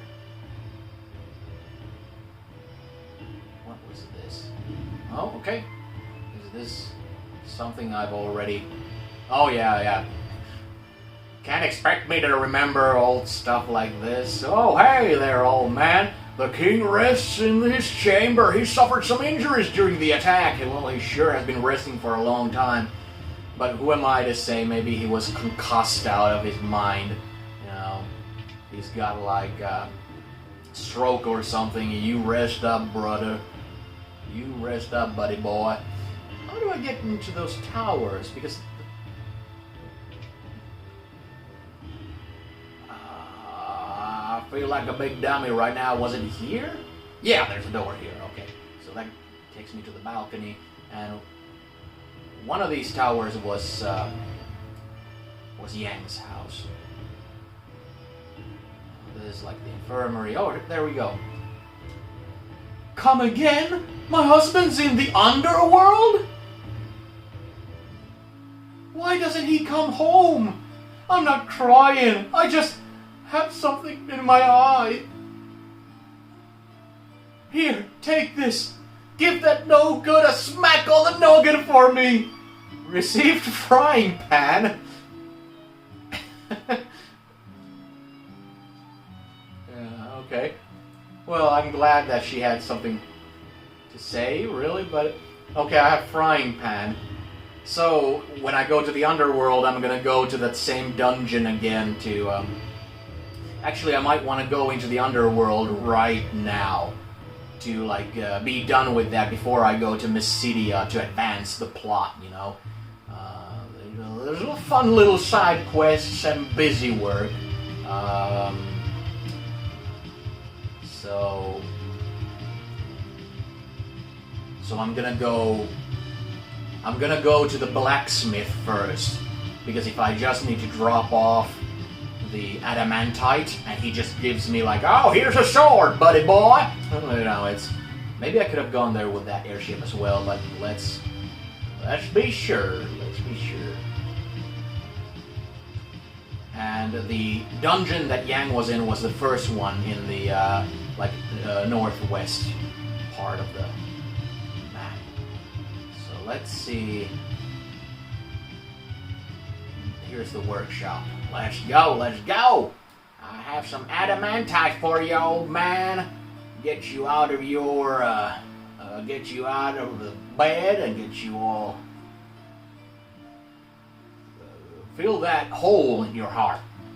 My smithing days are gone. I won't forge another sword until I find the legendary ore adamantite. Well, wouldn't you know? Here's some adamantite for you, old man. Adamantite? Give me that old sword. I'll give it a new life. Hand over Sword of Legend. Oh, okay. Well, that Sword of Legend was like the one that I got when I became a paladin, so... Thankfully, it wasn't like I have the Sword of Light right now. Hey, give me some time. Don't rush me. Okay. Maybe I'll return here later. Maybe that's the thing. I don't know if I need to like sleep or advance the plot to a certain spot, and then I can get me an upgraded paladin sword. And now let's go to let's go smack Yang with a frying pan, I suppose. Well, he is in a coma, so I'm glad if this wakes him up. I don't know if he will join my party. I would like that. There's a spot open, a permanent spot, if you ask me. Yang is one of my favorite characters. Thus far, it's sad that it's exactly my favorite characters who have like gotten whacked, because Palom and Parom were like I usually have reservations about like very like comedic or cutesy characters, but what winds up happening usually is that that's the first impression, and when I get to know them better, I wind up liking them the most. Like I can tell you that Cait Sith is one of those characters for sure in Final Fantasy VII, and it's one of those characters. He definitely has a very serious side to him, because he was like the person who was the most concerned with like the population of Midgar, and he was like a good foil for Barrett's like, come on now, don't do this to me, don't do this to me. There you go. For Barrett's kind of like blind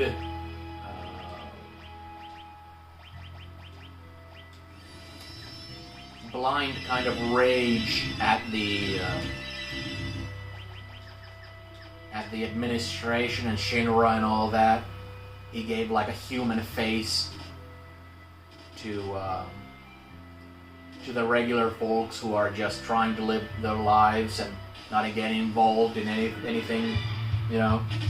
And I really loved that character, even though I don't like his limit break. Cait Sith's limit break was always kind of a bummer, just the throwing of the dice and stuff, but I really love the character. In Final Fantasy VI, I originally thought that that both what was the name of Mog and Umaru were characters I wouldn't like, but I wound up liking them a lot, and I wish Umaru would have come into the game earlier, and I could have had that as the kind of main party member. And also in Final Fantasy IX, my favorite character of all is the name escapes me. Oh my god, Quina. Quina is my favorite character, even though I think some of the other characters might be like more well-rounded and better written characters, but I definitely fell in love with Quina. Frying pan.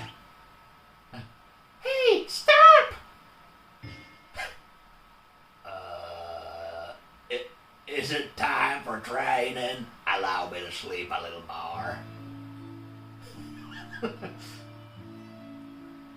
Cecil? Yang! I'm so glad you're awake. The sylphs saved my life. Well, you saved us by destroying the cannons. I shall join you once again. You must... You must rest.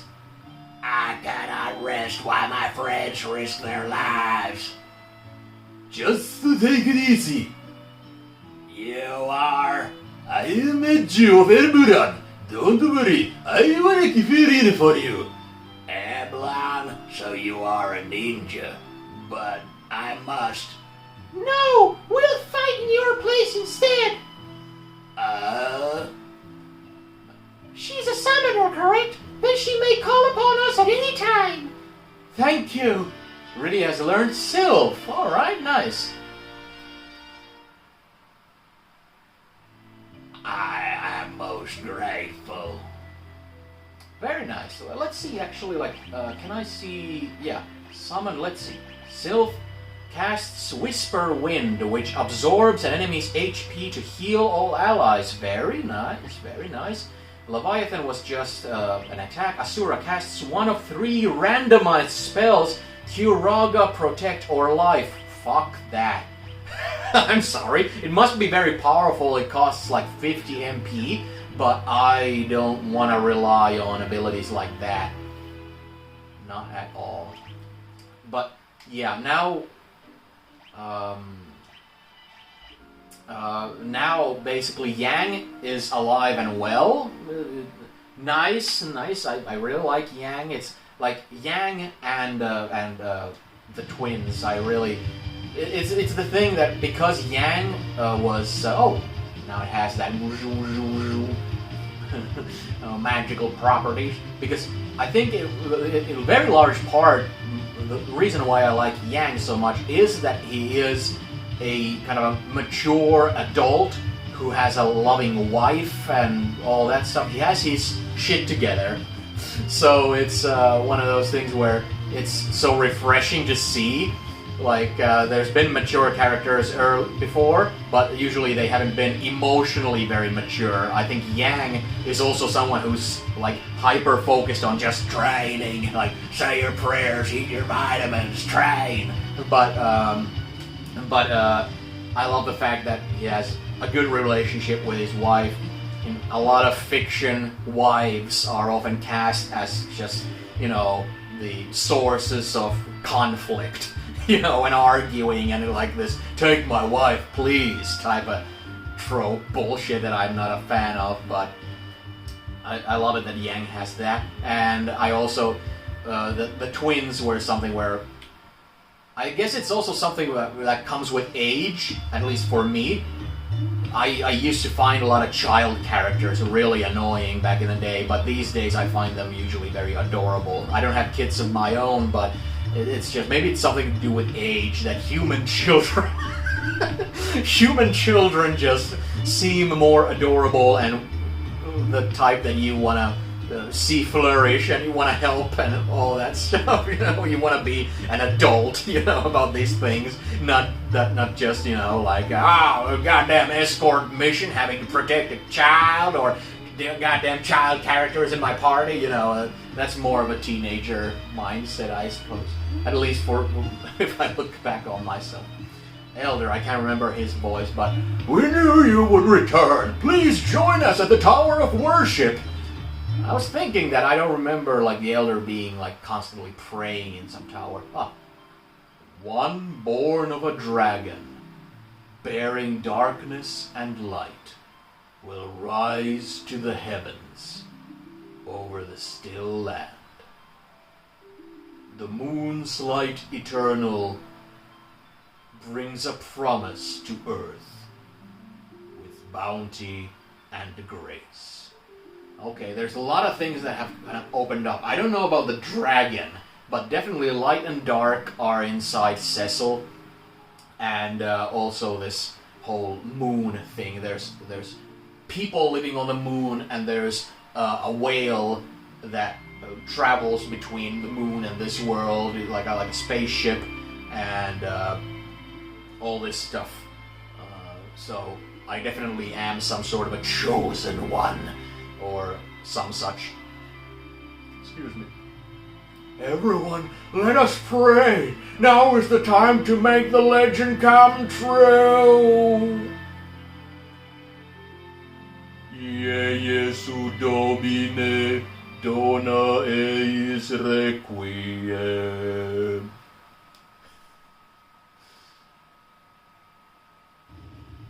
Oh, hell yeah. Nice. It's nice that this part is like just happening, and it's not tied to a fetch quest after having done so many of the side quests just now. Look! Our prayers! They have been answered! There.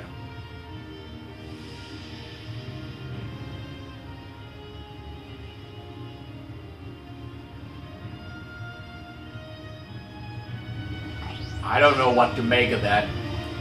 Looks like something someone has stepped on. Squished him.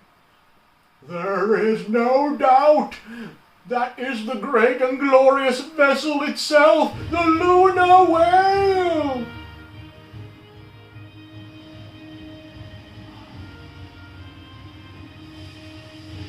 Oh. A strange voice addressed me during our prayers. It told me you are to fly to the moon and that someone awaits you there. But how can we possibly get there?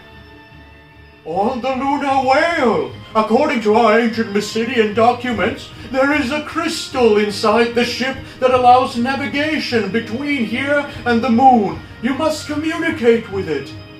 I'll see what I can do. Another crystal? This game has really gone overboard with the whole crystal gimmick. It's like the Earth's elements are tied to crystals. The spaceship works with a crystal, and I don't know. Okay, so oh, fucking bird. Oh. I'm triumphantly walking to a spaceship, and all of a sudden just swipe its carcass off of my face. All right, yeah, this should be called the Enterprise. There's another deck here. Oh, what is this? Rest? Okay. Good night. I guess I go into one of those alien sleeping pods or whatnot. Just all set. Oh, and I have my own fat chocobo to store items on. I don't really care that much because I have something like 99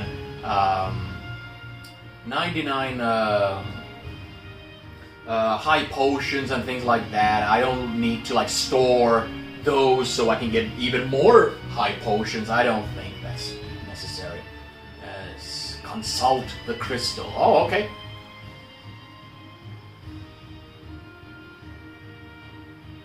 Neato.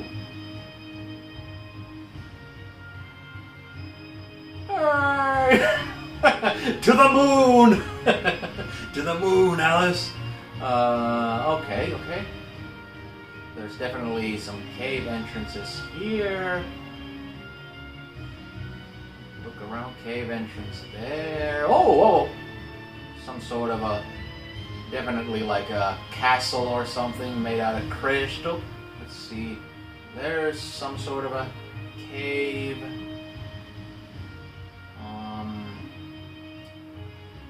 Okay. How do I exit the vehicle? Okay.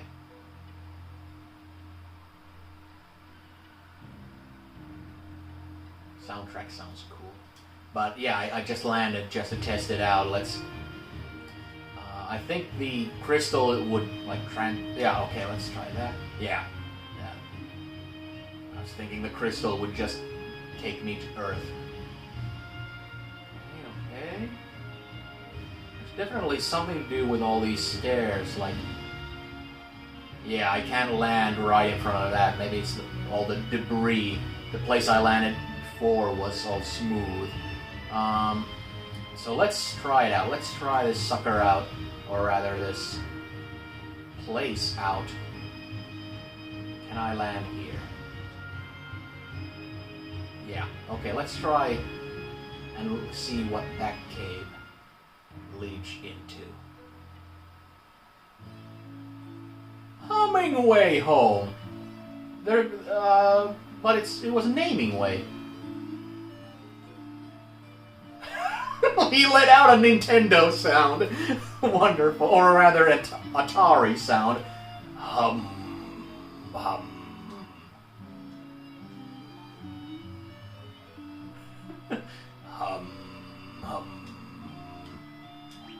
Oh. Well, hello. Do you wish to change your name? No. Very well. If you ever change your mind, I am always at your service. What is it with these guys?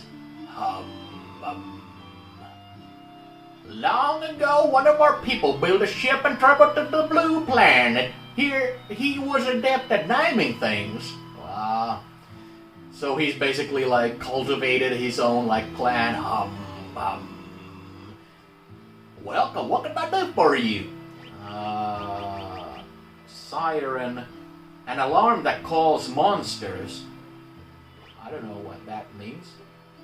Whistle for calling Fat Chocobo. Okay, so now I can... thank you very much. I can summon him.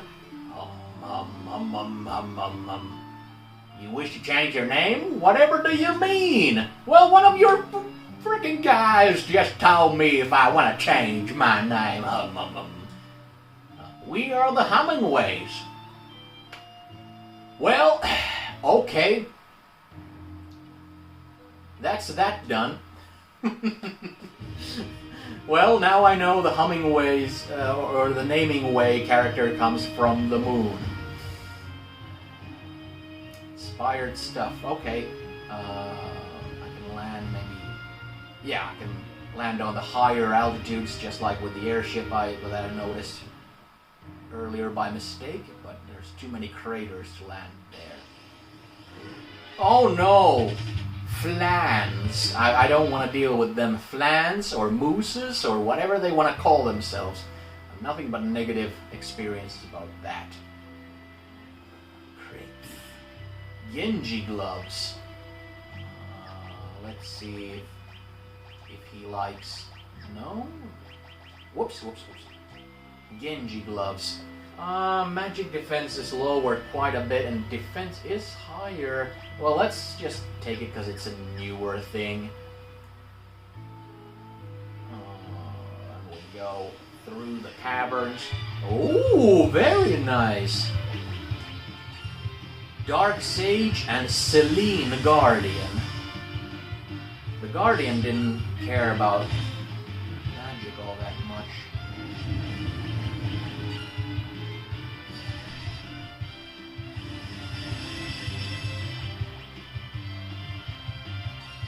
See how they like Quake. I have a definitely soft spot for it. These sorts of character designs that are like, kind of feel like 80s.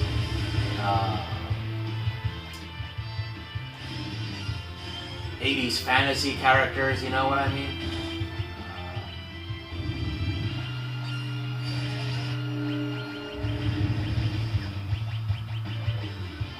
Death! I can cast Death? It's pretty hardcore, but... there you go. But yeah, especially those kind of like Golden Axe reminiscent.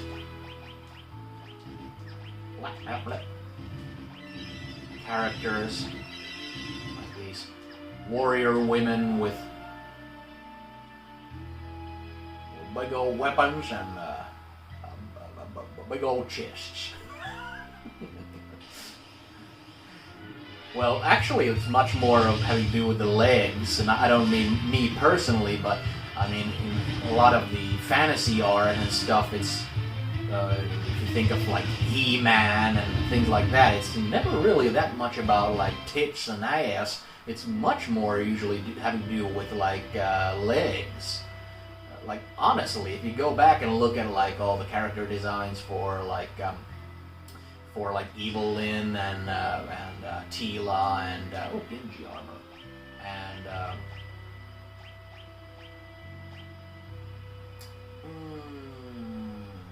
sure. And a lot of those kind of barbarian, gold dragon, those look nice. They're not doing a lot. Oh, just when I said they're not doing a lot of damage. Whoa, they're doing pretty rough damage. Oh, wow.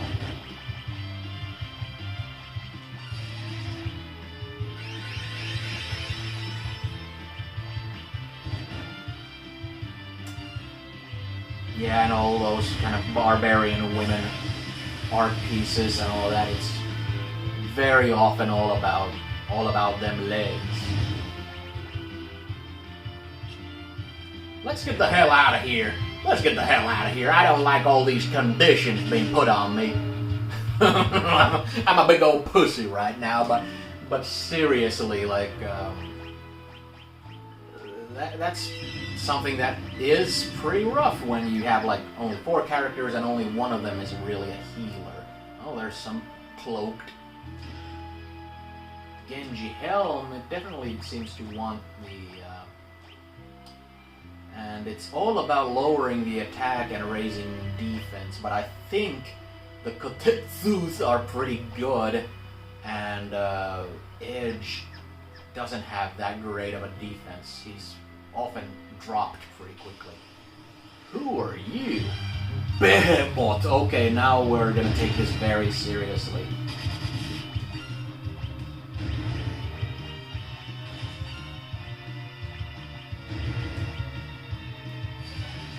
Okay, come on, everybody.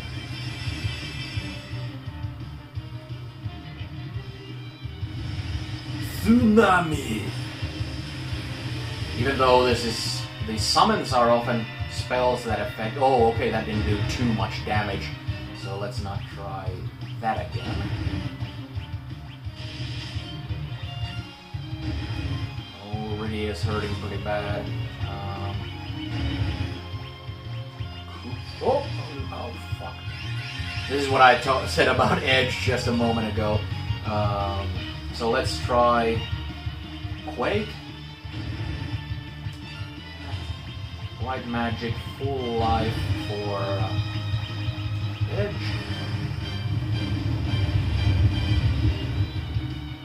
Oh my god! So basically, he didn't care about that at all.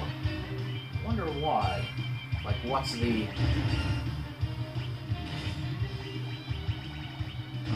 does he care about lightning damage?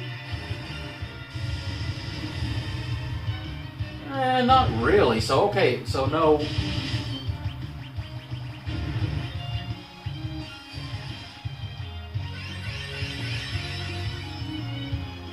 So, what he cares about is basically just actual physical damage. So let's cast... That means let's cast Berserk on Cecil and also on Edge. Fucking hell, let's... So Rydia is going to be my item user for this battle.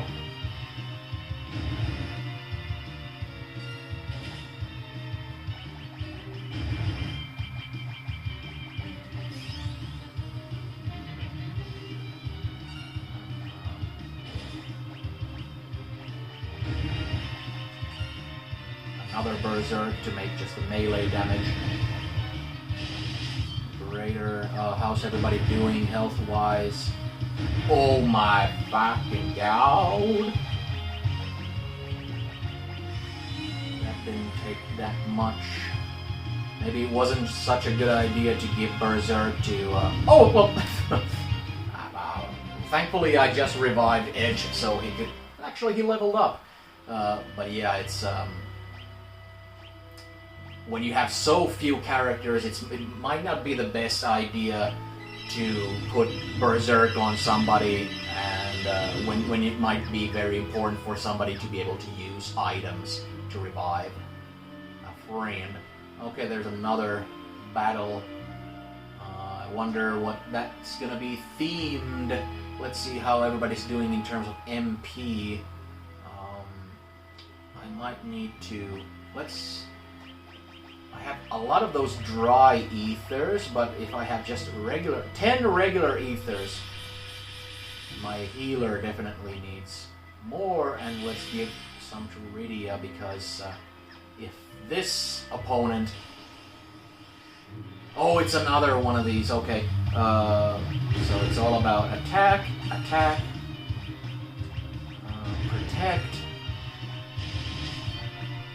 item,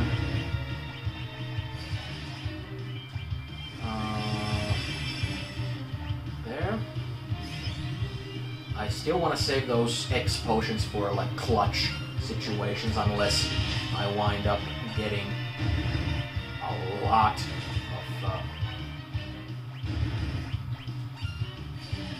I need to do like kind of preemptive healing in this kind of way. Now I'm just going to defend with oh, I should have. Well, I couldn't forecast that.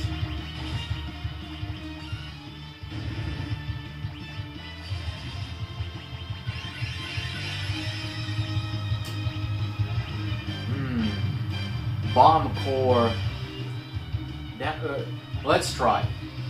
Bomb core. How much is that? Okay. But that's a big price. But now I at least tested it out. Not worth it.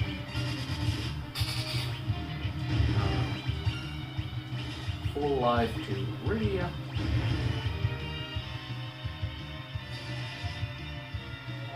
I haven't been using these items that cast spells or the equivalent of. I think they're kind of left already.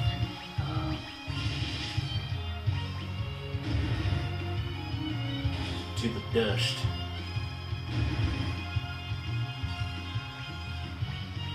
Let's do the protect thing again, because Rydia lost it when she died. That was an oversight on my behalf. Let's try and see. Maybe fire. Oh, okay. Oh, fire did okay. Whoa, shit.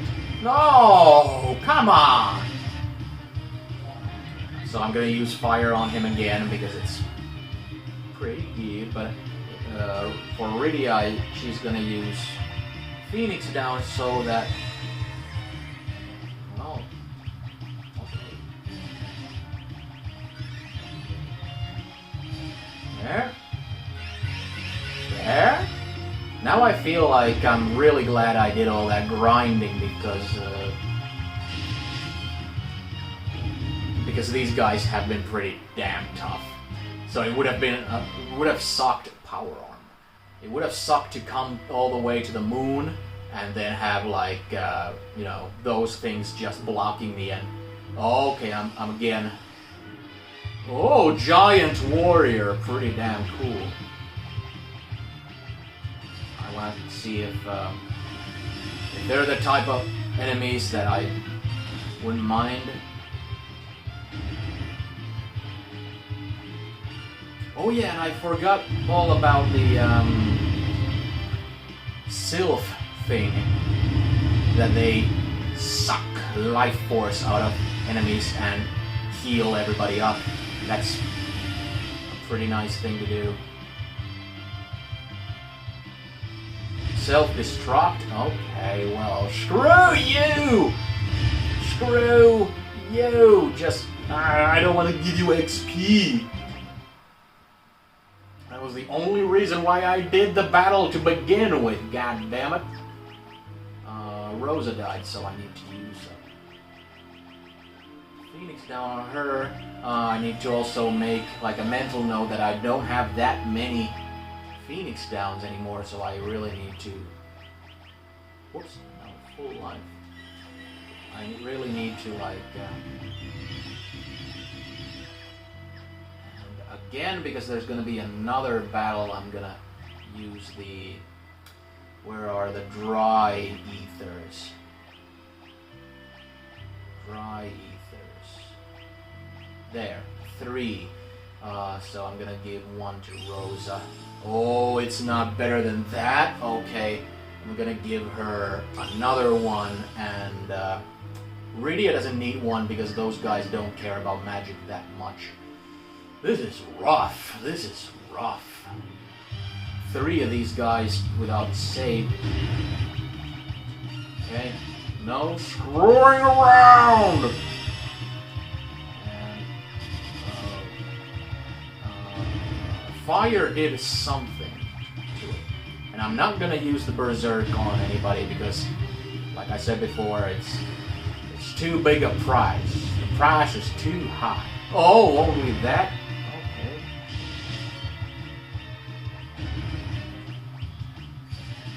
Everybody. Well, the price is too high. Stakes are too high. The rent is too high.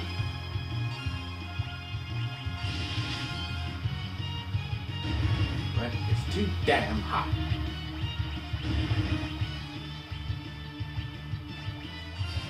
I might want to cast haste, though.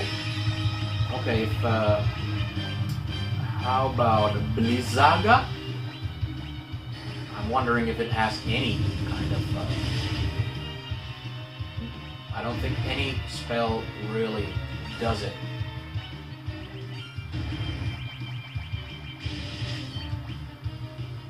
Come on now, hurry up. Please. Yeah, there you go. Don't want Rydia to die.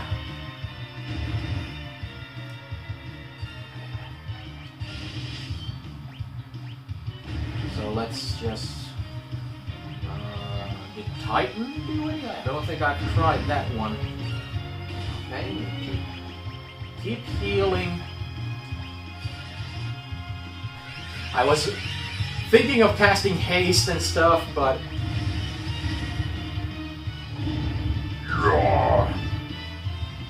My favorite summon. Oh! Favorite summon of the game, just an ugly dude with a loincloth, kind of like somebody coming out of a sauna. Yeah, he can't do haste, so... Okay. And I have no idea, like, thus far, fire has hurt it the most, I think.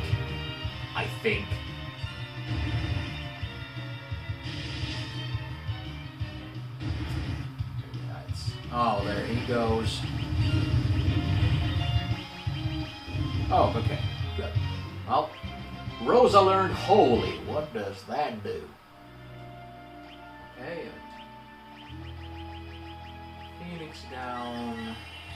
By the way, I have 99 potions. Why on earth have I been using precious MP? But then again, now I have 59, so that's kind of the answer. But let's see. Magic Rydia learned. Let's also check out some of these spells. Tornado creates a tornado that deals heavy damage, causes petrification, causes earthquake. Yeah, okay, so tornado is just damage. Wait, was it a summon? No? Or did I... Was it Rosa who learned it?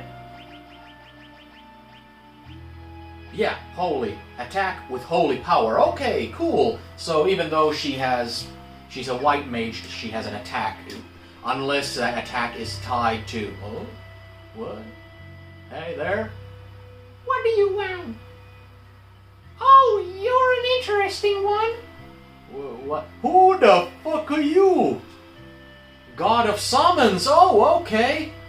Wait. What did he say about God? It was all about reflecting stuff and all that?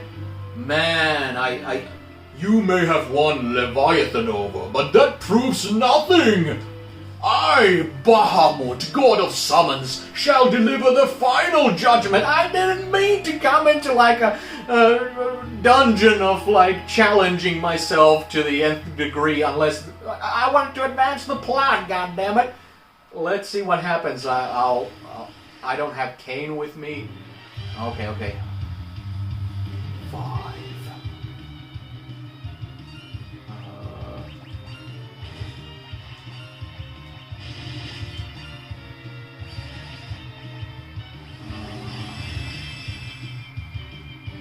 Let's see. I have no idea what sort of 3. It's giving me the 5 count. Like, let's see what you have, and then I'll give you my full payload. Okay, that's good.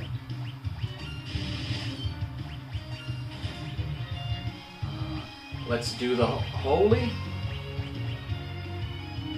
It hasn't attacked me yet, so I don't have to.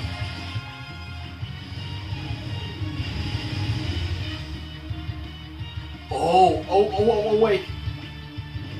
Is he gonna kill everybody? Mega Flare, is he gonna kill everybody? Yeah. They said that the only thing that can defeat him is some sort of a reflect thing. Where did I last save? Start from recent save data. Oh man, do I need to... Yeah, I'm gonna have to... No, actually, there was only 2 of these guys. So, let's just go through with it. But, yeah. Thankfully, these guys were... There was a pretty simple pattern that I followed. Rydia's just gonna defend. I want to save her NP. So, yeah, it was like... I'm sure somebody knows Reflect.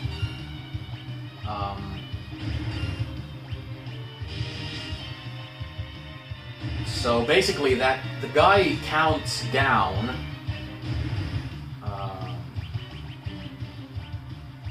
The guy counts down,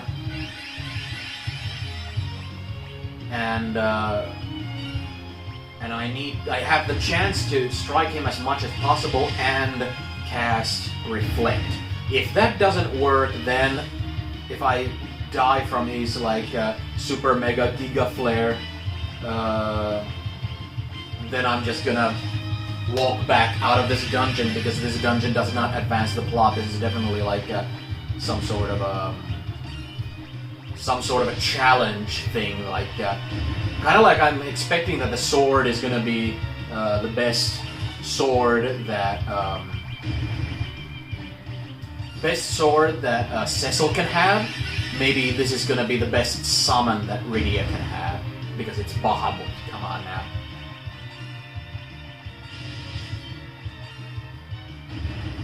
Oh no, she's out of... oh my god, this is gonna be rough. I might get my ass kicked right now.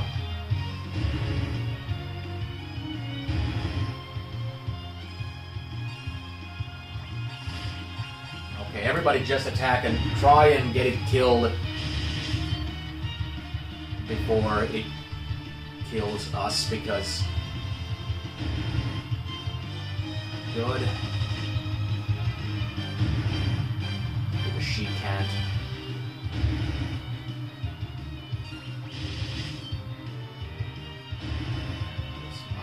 Yeah, she died. There you go, good. Okay, so... Yeah, and now Rosa learned Holy. I'll use the potions and stuff. First, let's use the Phoenix down there. Then let's use the shitty-ass potions. Damn! I'm gonna run through all of my shitty-ass potions, but then again, I have high potions at the rate. There, 1 potion! No, I spent all of them. Okay, then it's all about the, let's see, Elixir fully recovers HP and MP. I have 5 of those, and I have the X potions. So, when it comes time to actually, like, fight the, where's my, dry ether? There. Okay, so this is most important. There they went. Okay, well I have 5 of the good things. And we're not gonna waste any of our resources fighting these guys when they do the whole self-destruct thing. They look super neat. I also love the color palette on them, but we gotta keep our priorities straight.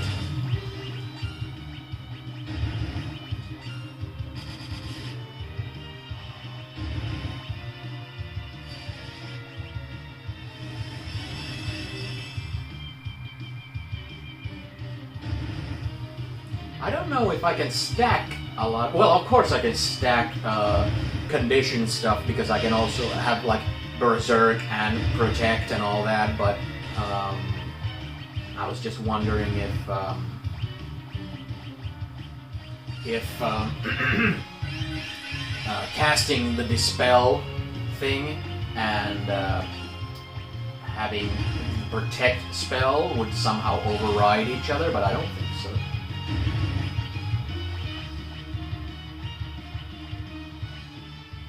Oh no. Wait. Stop. Hold on.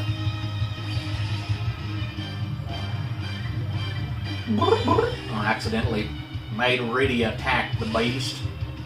That wasn't my intention. Oh, now and he doesn't have the Come on now, what the fuck? Come on now, stupid beast, you're supposed to be some sort of a... Well, I'm...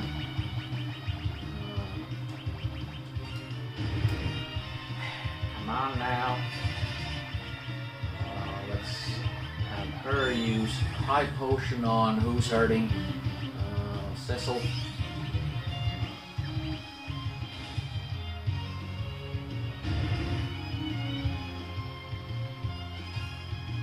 And now that... How about you leave old Edge alone? How about you do that? Because he doesn't have the Protect spell on him right now because he went down for the count.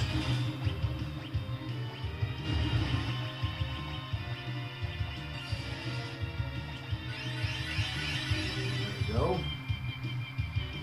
I don't think it's a good idea, really, like the using Rydia's turn just to defend, but then again she's taking less damage. She has to Protect spell on her and she's using defend, so at least she's staying alive. That's important right now. She needs to... There's so few party members, somebody needs to be available for item usage. Okay. And I wish I could just now like have like a save spot or something, but then again, if I don't succeed here now, it's gonna be... Let's see, okay.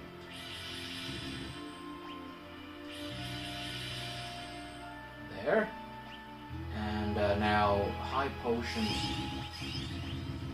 Even though High Potions might not matter if all he does is the Mega Flare just to check, did you put on the Reflect spell or not? Let's see. Rosa Reflect creates a barrier that reflects back magic at a level. Okay, and it's so... Oh, okay, yeah. We already talked to you, but let's see if it makes a difference. And he just looks like some random schmuck with a crown.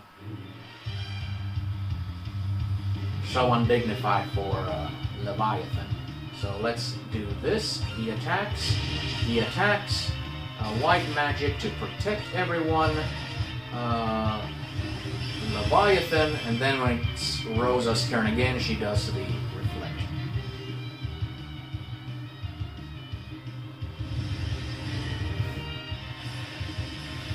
Should have started with it just in case, to play it safe.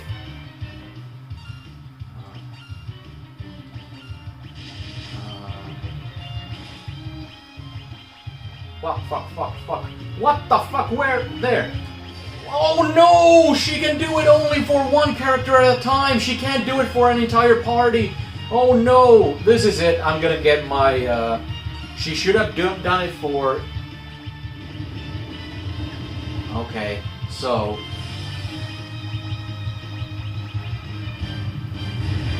Now.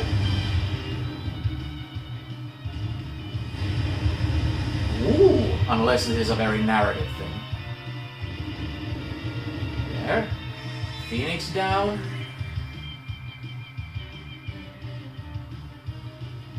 Alright. Rosa's the only one who can do this, so... There. Item. Elixir. There. And then she needs to cast Holy.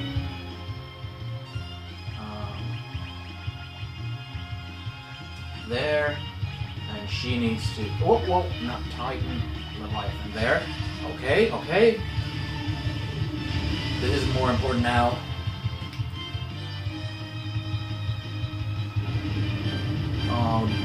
Is Rydia not gonna be fast enough?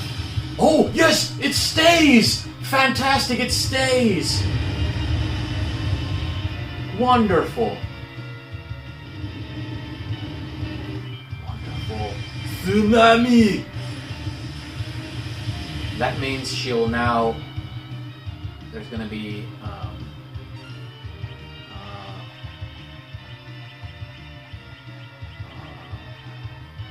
oh, fuck. Let's just defend so that... there. And hopefully her turn will come quickly. Come on. This is the most important thing just because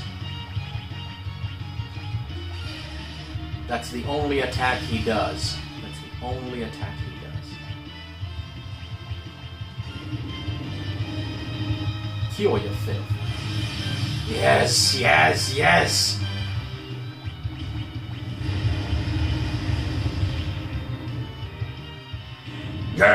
I killed you! I was expecting that the dispel would only last for one major strike, but then again, that would make it a very bad spell in terms of like if you're fighting multiple enemies.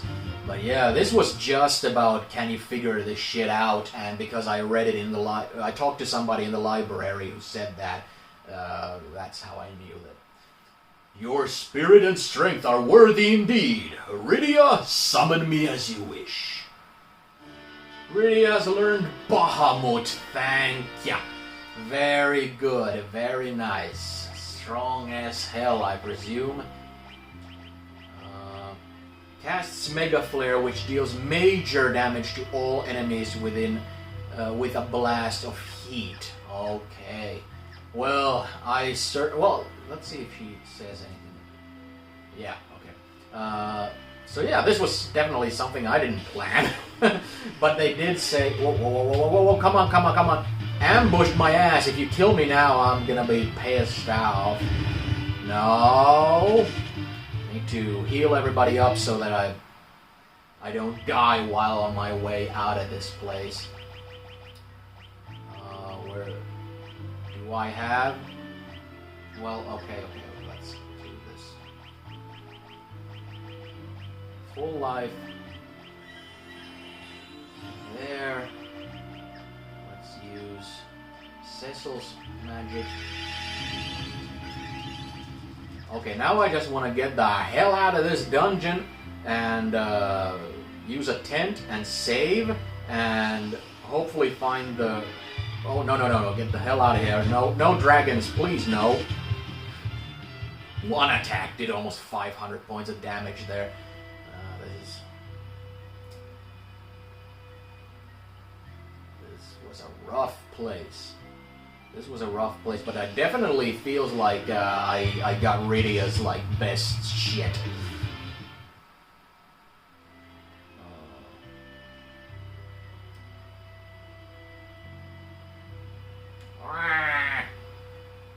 Could have cast Exit Dungeon. Get the hell, Dark Sage, you orange fuck.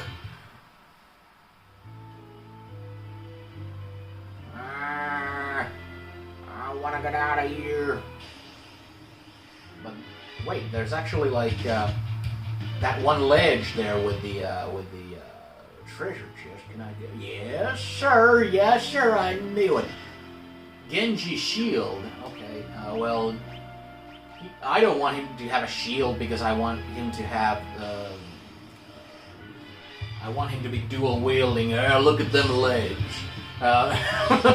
And also, like in this He-Man kind of way, the clothes on the torso are more like a swimsuit. This kind of swimsuit thing, just like with Evelyn or Teela, and then the legs, them legs. Even though that's not really my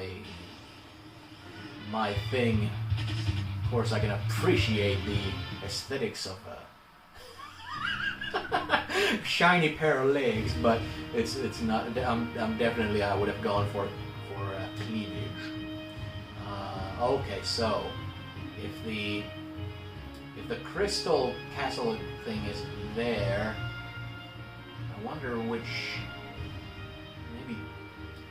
Maybe this is the closest. If I land here, let's go take a rest.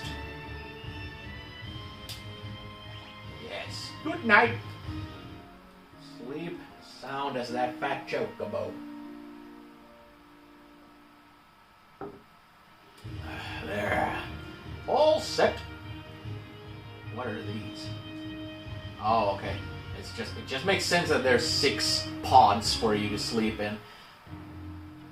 And now let's save.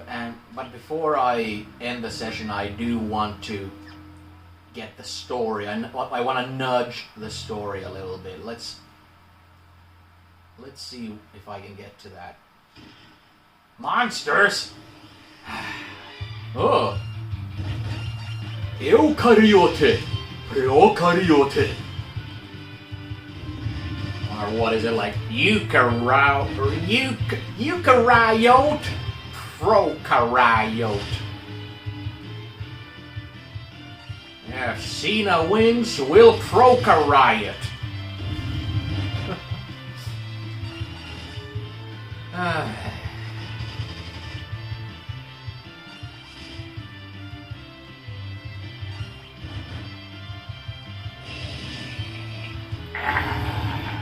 I'm not opening any chests, by the way.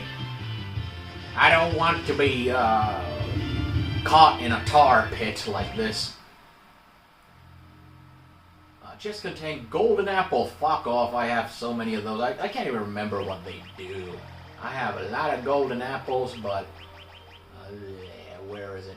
Golden apple increases maximum HP by 100. Oh, what was I saying back there? Let's give that to Edge. Give them both to Edge because he's too much of a glass cannon right now. So let's take that back. I said I won't open any crates. If there's golden apples in there, I'll take a peek. Been carrying those things around without using them, but then again, lunar curtain, stardust. You know, okay. But yeah, I remember when I was playing Final Fantasy VII, I was also like,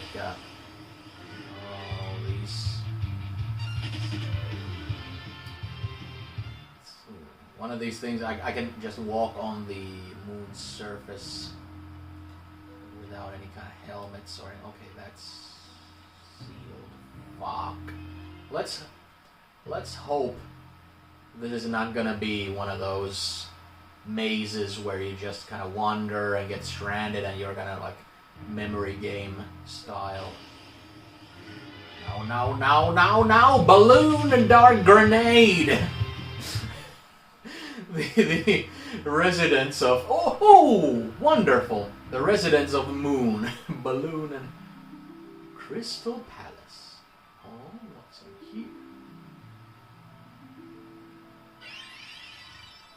here? HP restored and status effects removed. Very nice. Even though that looks like it's some sort of a flesh foundry. Like there's some sort of... like I don't know, eyeballs and glands pulsating when you step there. I'm sure it's supposed to be like gemstones or something. MP restored. That's the Final Fantasy theme. Oh, I have no idea who's speaking. I can't recall the voice I did for the disembodied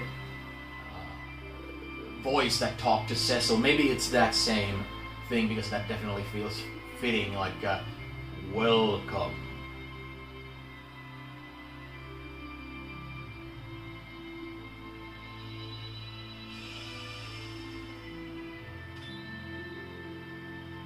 Oh?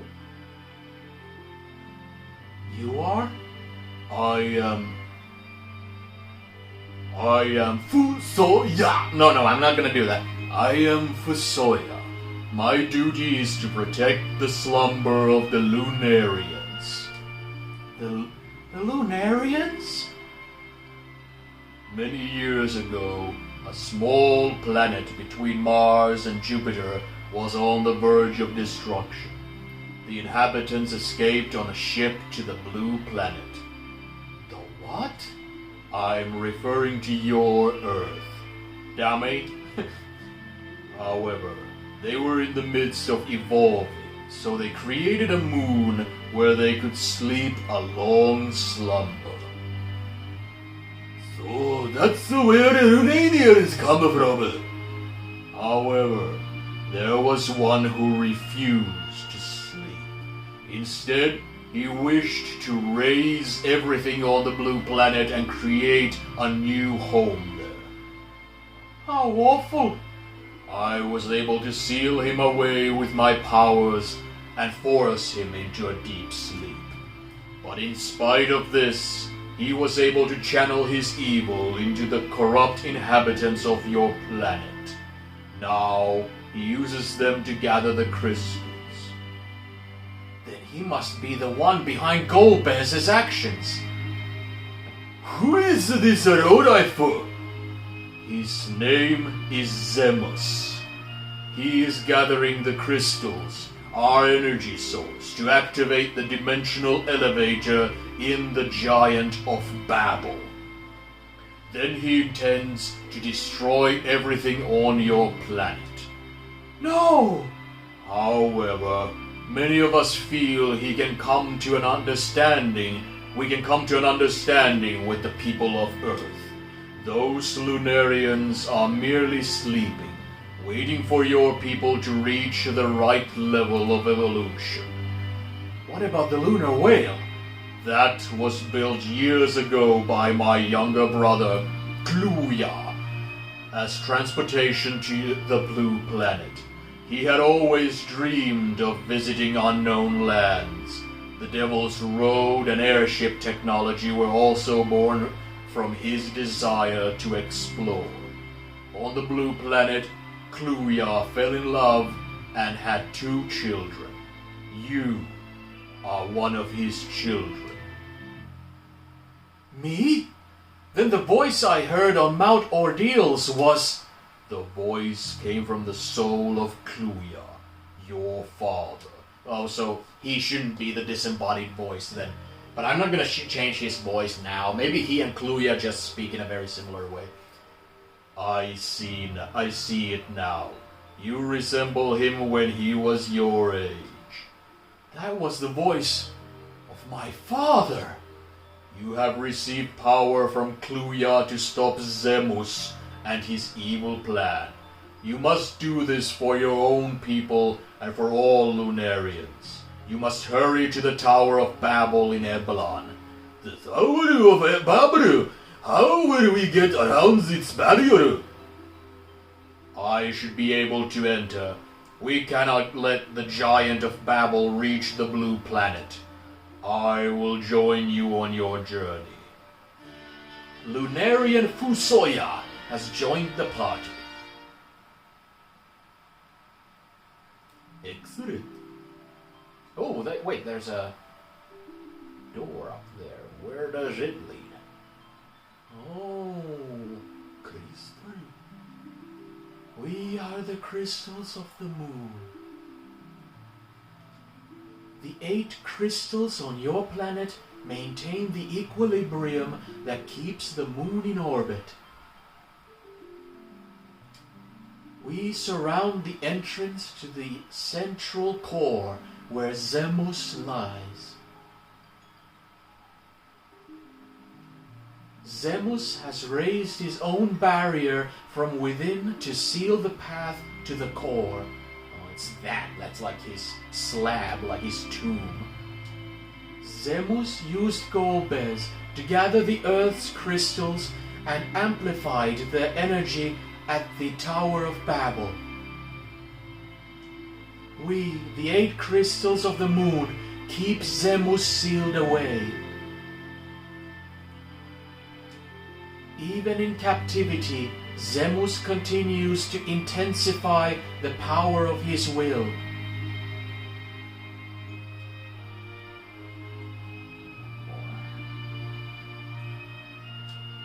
The Lunarians sleep deep within the core. Fusoya has protected them for eons. Eons? Okay. Well, if they're waiting for human evolution too. Oh. It is sealed by an invisible force. Okay. So yeah, so basically, yeah, there's the Lunarians are like this game's ancient people, the powerful ancient people who merely look upon human evolution and such from afar.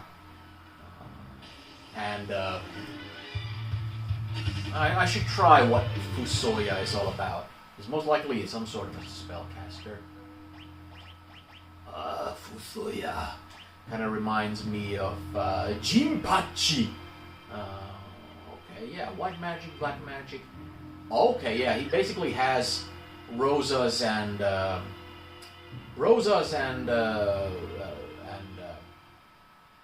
Rydia's best spells. So he seems pretty damn powerful, kind of like when Tella all of a sudden recalled all his spells. So let's see. Only 1900 hit point maximum and only 190 MP. So yeah, in this game, it's every time I've recruited new characters, they haven't been like they haven't scaled appropriately to my level. He's like the lowest level character I have right now, even though he's supposed to be like this super powerful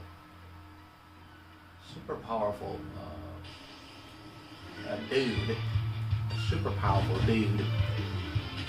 So let's get the hell out of here. I want to get to my ship real bad because I just want to save the game.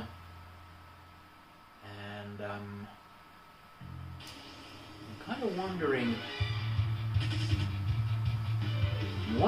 that now it seems like the ancient peoples like Rebel, this what was his name?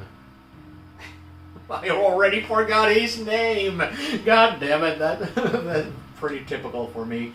But yeah, the guy who refused to slumber and was forced to, you know, the one who wants to just kill everyone and is using Golbez. So maybe it's like just like how Golbez is using Cain, he is using Golbez. So again, it's like well, maybe he's also like redeemable. I should have saved perhaps before going to Earth, because if this kicks off some sort of cutscene now, I'm on rails then. Yeah. Ah! The tower! We are too late. What do you mean too late? The giant of Babel will come forth.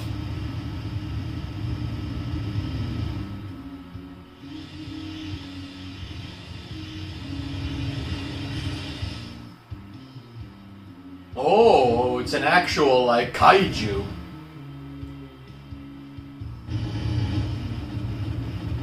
Okay. Mega Smasher! It actually looks kind of like Guyver just ripping open its chest, and there's a Mega Smasher! okay, so yeah, this is basically like Golbez was talking about like using the crystals to revive the Tower of Babel for a way to the moon where a power beyond our imagining lies. So, and that power was just to awaken a kaiju that the slumbering evil character just wants to use to destroy all life on this planet. No! Damn it! Is there nothing we can do? What's that? Ah! Death in the shape of a Panzer battalion! Yay! Fuck yeah, all my allies are coming in. Yes! I'm glad the dwarves were like such friends, you know. King Giat. Dwarven tanks ready to fire! We will fight alongside you for the planet, our home! Lally-ho! I'm so glad there's no like Mass Effect 3 thing where you have to like convince these stubborn assholes about like why we need to stick together. Everybody's sticking together like, yay! Yang is in the Dwarven tanks as well. I could not lie in bed and leave the responsibility of fighting to my friends. Hey. I wonder if I wouldn't have waken him up. I wonder if that clip would have just not shown up. The Red Wings, I presume. You can relax now. With my help, this'll be a... All enemies to full... All engines to full power. Yes, sir.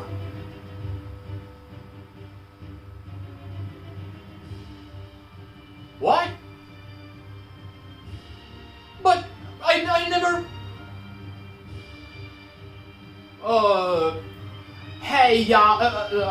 Hey y'all, miss me? The Elder is thought us. You should not fight this battle alone. We all must fight for the sake of our survival. I will fight with you, Cecil, with the courage you have given me. Well, I'm glad all my allies came together, but that whole Palom and Parom thing... Like, I expected that there would be a time where I could have, like, healed them, but it looks like it was maybe optional. Like, if I would have found something to heal them with, I could have done it, but if I didn't, well, they're not gonna stay dead. They're gonna be in the final kind of great battle. Thank you. The giant looks confused. Now is our chance to enter the Giant of Babel. I get it. We're going for the core. It's Haruto. Sid!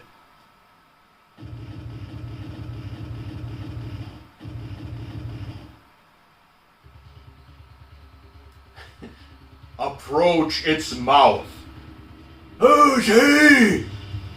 Fusoya, a Lunarian. He's a Lunarian? Can you do this or not? Keep your beard on. There's nothing I can't do. Maybe I spoke the wrong voice.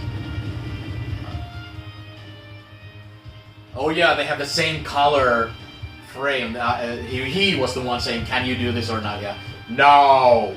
Hang on, son.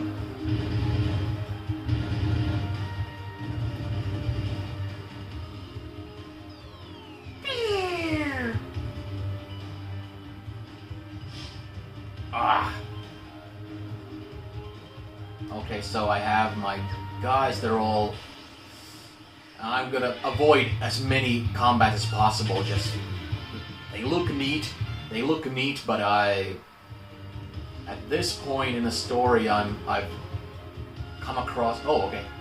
It's all about that teleportation. I've come across so many, like... Shuriken, excellent! More stuff for Giant soldier, don't you try on your self-destruction shenanigans on me. I've come across so many like places where you know it's simply not worth it. Running away is so like there's no downside to it. It's very rare that you get hit in your back for running off. High potion, okay. And I haven't found a save spot yet, so this video is most likely going to be a little bit longer than I perhaps anticipated at first, because I want to end this in a satisfying spot, so I'm still going to do this dungeon. The chest contained an ether.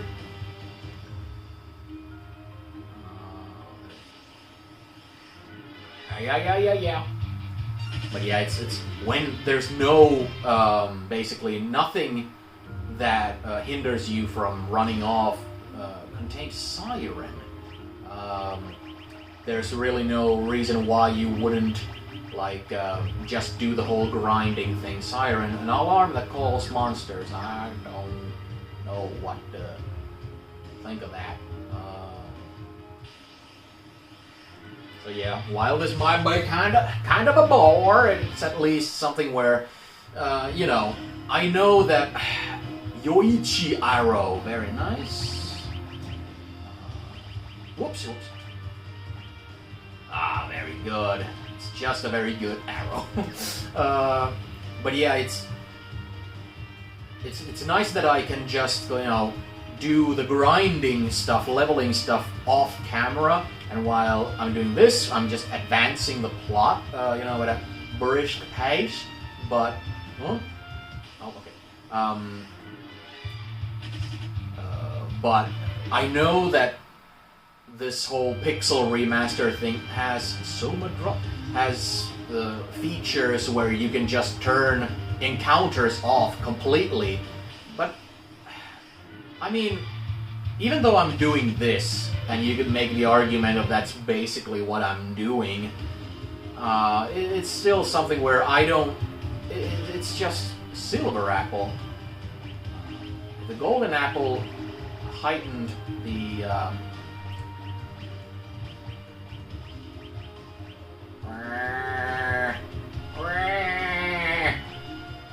Silver Apple increases maximum HP by 50. Let's still give it to Edge. Yeah, now he's at the 3,000 club. But yeah, it's just a personal thing. If there's things kind of inbuilt into the game, if there's like some sort of glitch that you can take advantage of, I somehow feel like that's fair. But if there's something that's basically like a cheat code, it kind of like I don't really like it that much. Oh my god, that Centaurian did like 1,000 points of damage to Fusoya.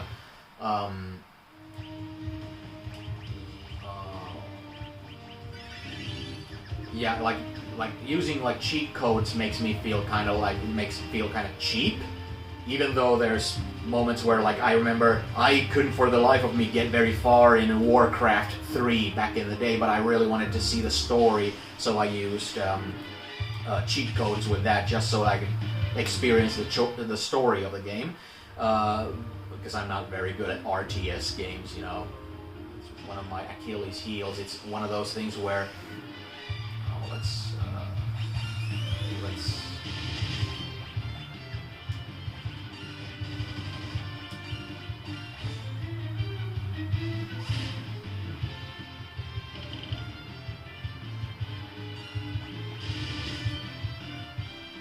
I hope I haven't, like, just started to think. I hope I haven't, like, because this seems very, like, how should I put it, epic, that I'm doing this now. I'm hoping that I still have the chance to go into the underworld to get the sword that was being made for me.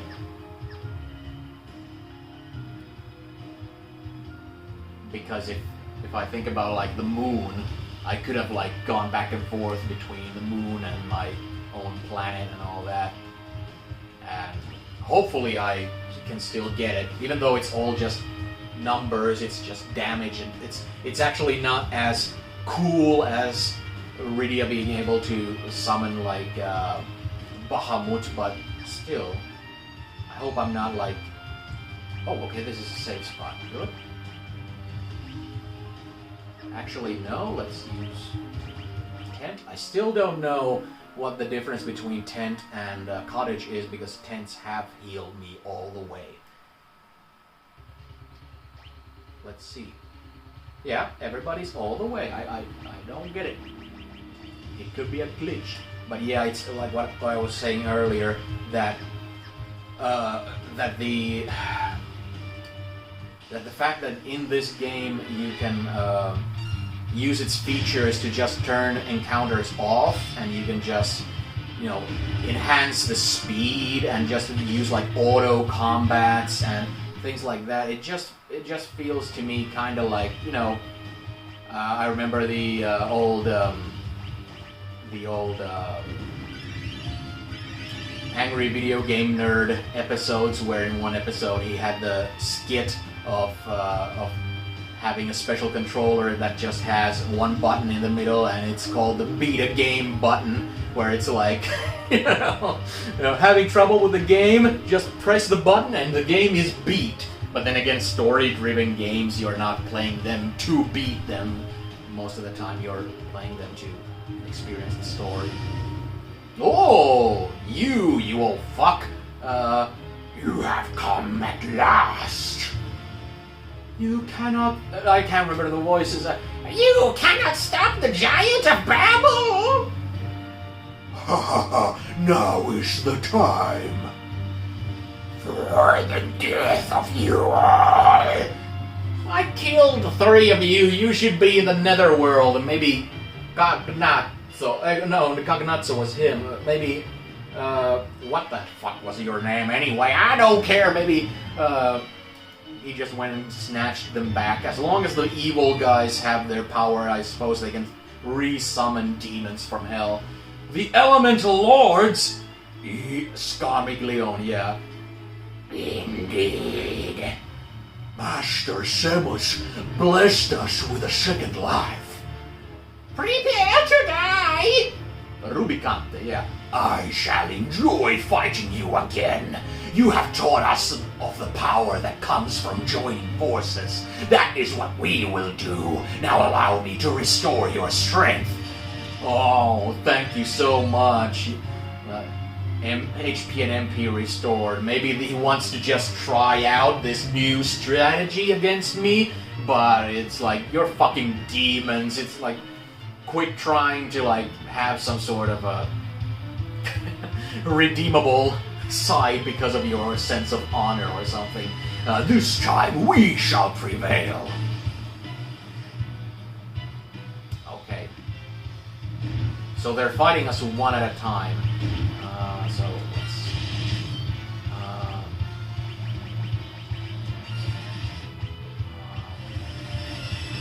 unless their abilities have been heightened, we'll see if regen, very nice. Regen, that sounds very good. Gradually requiring. We'll see if.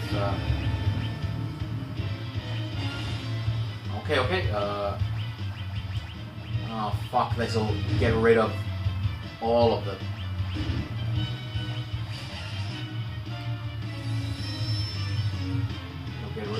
Oh, okay, the protect stuff is still there. Let's use Quake again.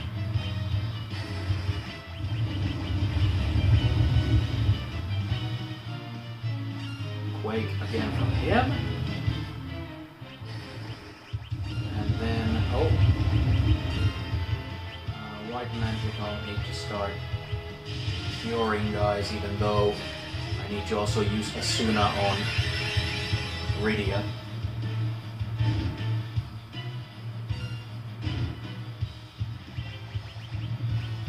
Let's use... I don't... Bahamut is only 10 points more. Oh, okay. Fine. Does that mean he died, or they just did a tag?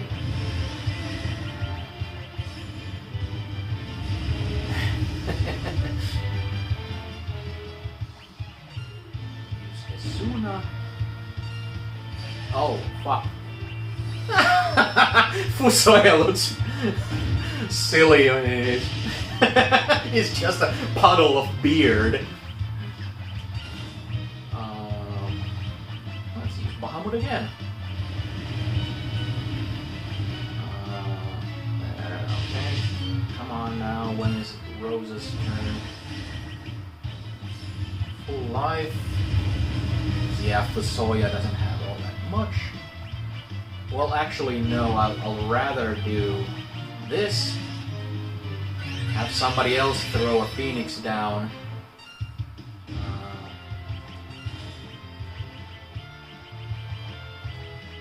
And then have her do it again and hope he doesn't die in time.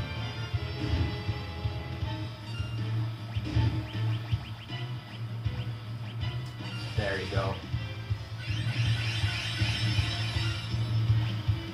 Good.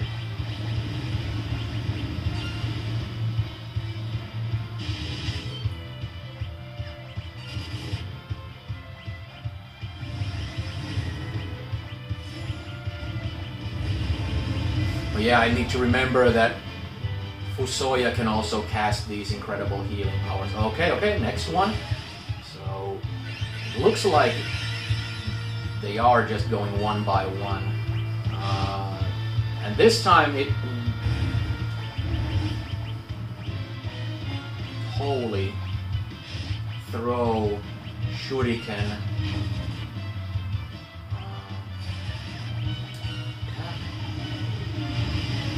Again, Bahamut. White magic. Everybody was pretty good at this point already. So throw another shuriken. Oh my god! Oh my god! Come on now! Oh, okay, she's already done. Come on now! Come on now! I'm this close to just losing the entire fucking thing. Anybody with white magic, come on now. Oh, fuck.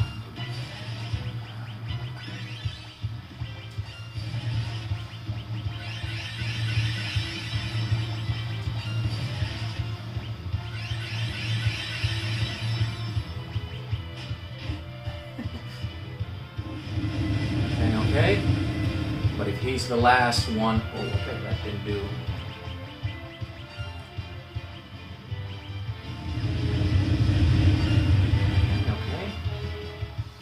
Okay.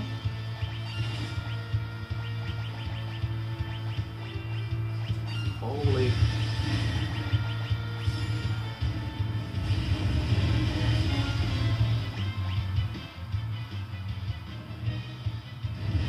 Alright, now I need to concentrate on healing again. I shouldn't have made Fusoya use black magic stuff. Damage isn't as important as that. Holy... What? It healed him? What the fuck kind of shit does it? Okay, guys are starting to get... Oh, no?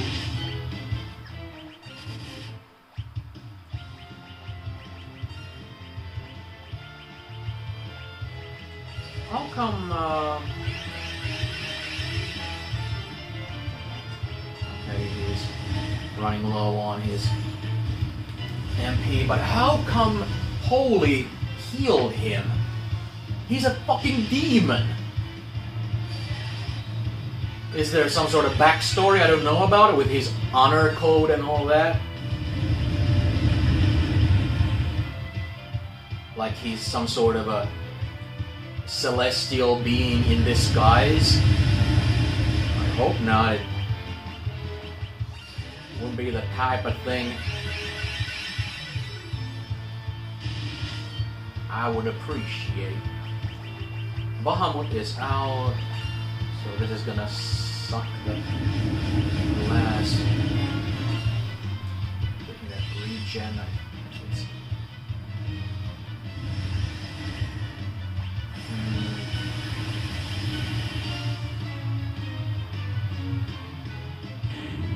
There you go. Fuck you. I beat all of you individually, and I beat you all collectively. You guys just suck. You're just... Whew. Scar me. Masters Lemus. Please, one last chance. We have failed again! Farewell, Valiants. Is that what our party is called? The Valiants. Trophy earned rematch. Yeah. Hell yeah.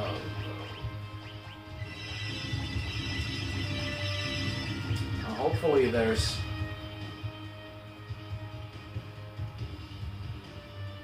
Oh, fuck. There's no rest. If I die...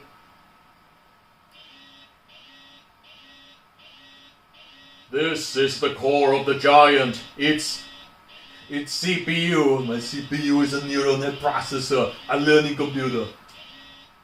Whoo! We have to destroy the defense node first, because it can repair the CPU.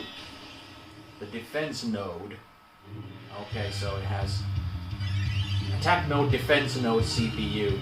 Okay, so fuck, I can't. Okay, let's use the whole elixir thing on her. Then she uses the an elixir on herself. Defense node. Defense node.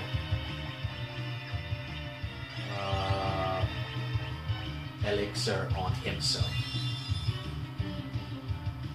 Good. Attack. Defense node. Okay, come on now. There, good. Okay, protect. Bahamut. Let's attack the other node. They're floating, so Quake won't hurt them most likely. Come on now, where's my, oh, that one? Attack that. Okay, good. Mega Flare, and it's all gonna go on the CPU. Detach the CPU. Okay, so now it has that. Whoa, shit, okay, good. Dispel.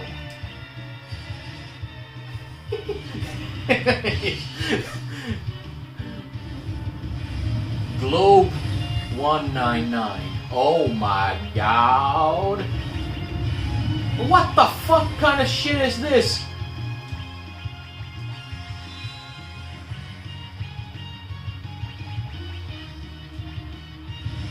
Is it like gonna be so... Okay, come on, let's stay focused here. Regenerate, okay, fuck you, fuck you. Okay, oh my god, this is shit.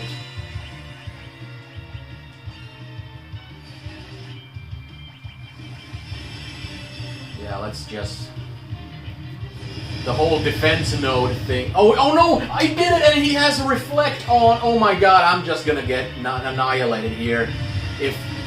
Oh my god! Yeah, and it's gonna... It didn't reflect it back?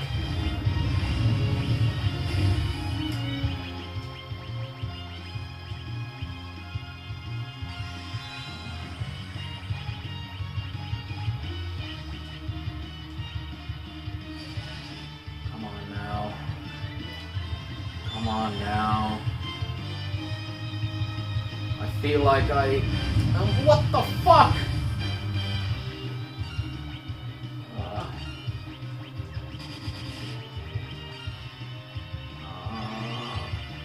30,000 points back. What does this matter that much anyway if they're killing me with one blow every time? Yeah, it's gonna kill the nodes. Last time it didn't reflect back. So... It did like over 7,000, so there is hope that... now...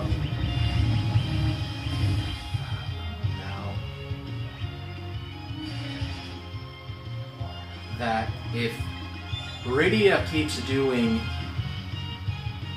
Bahamut regenerate and gets 3,000, okay? Oh, no, she needs to do the fucking full life.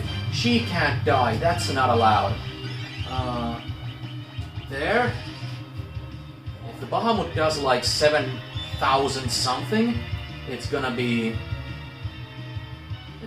enough to... Oh, another 3,000.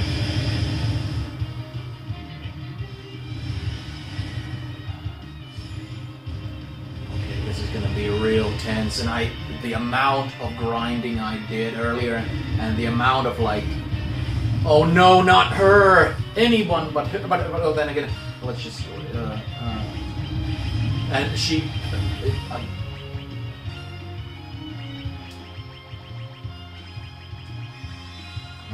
Come on now. Sure, go ahead and regenerate, but give me a chance to heal. Okay, now it has a reflect. Fuck off. Okay, this is...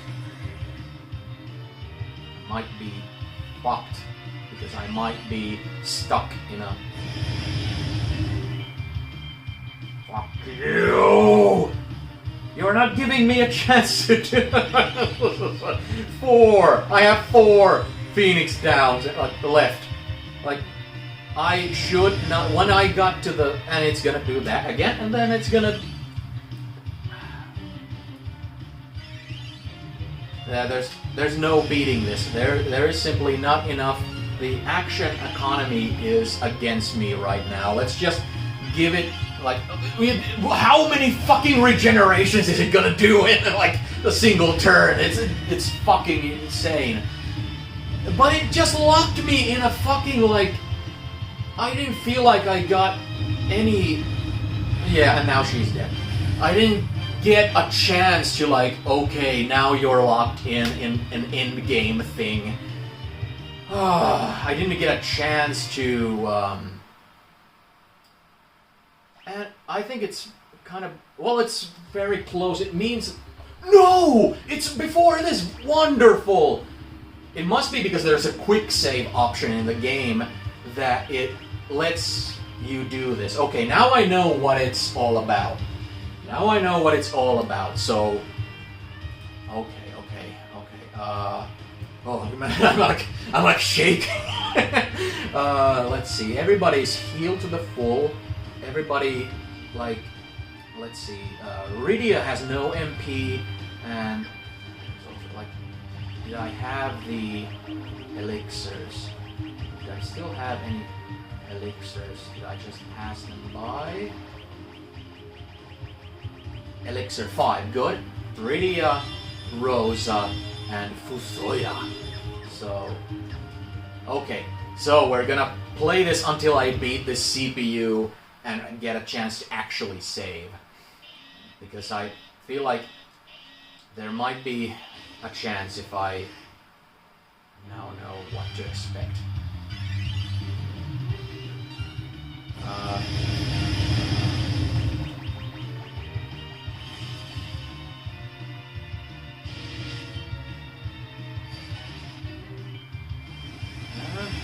Okay.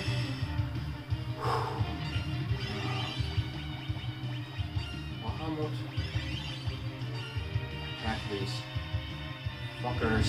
Regen.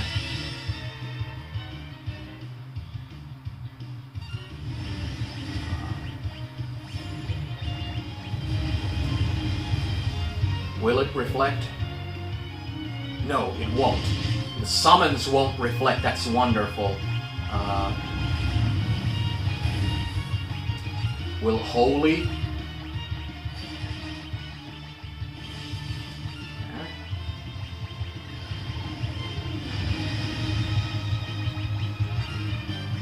Oh no.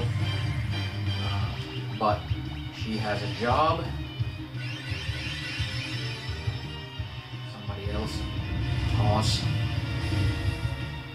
Oh fuck.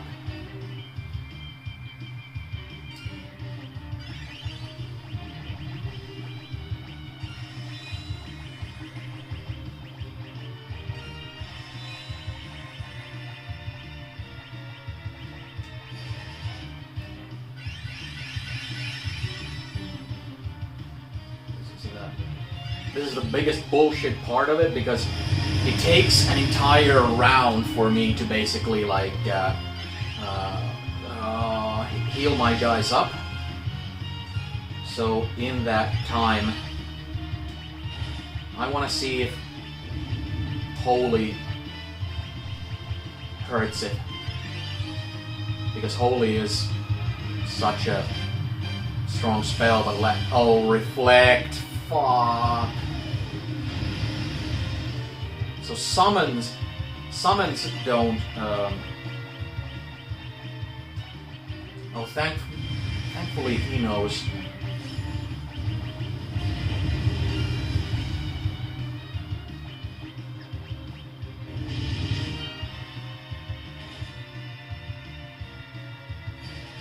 Full life, very good.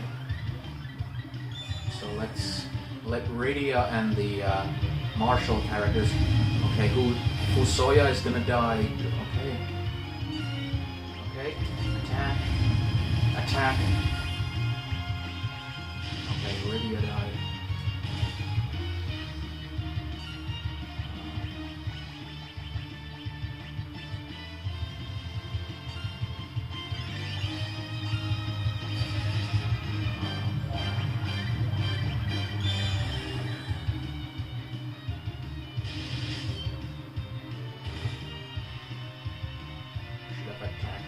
Defense node thing.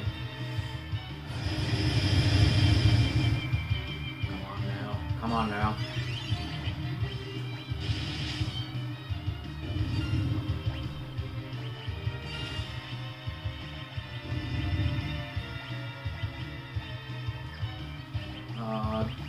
Fuck, does it have the reflect on? Yeah, good, kill him. Please no reflect.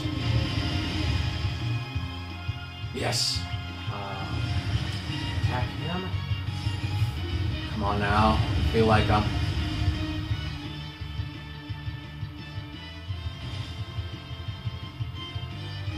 Come on now.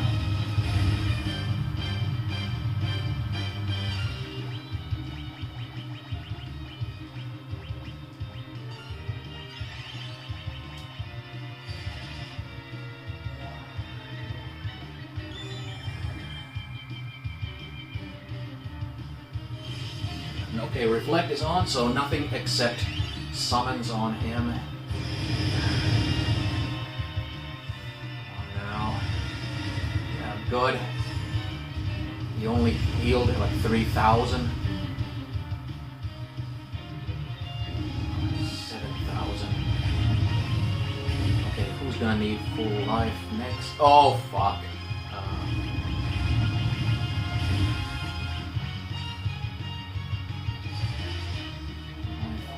She's gonna do full life on her. Now.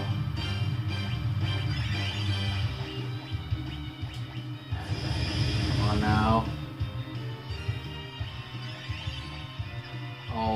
Oh my god, he's getting elixir.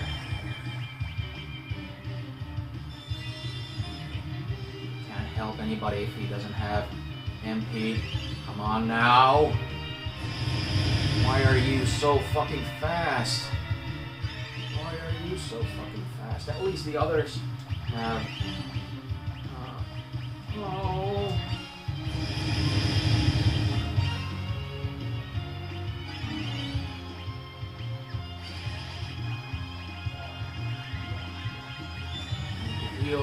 I need to heal my friends mostly because when the time comes that it starts to do the instant death things, There need to be more targets. Can't just be the best characters.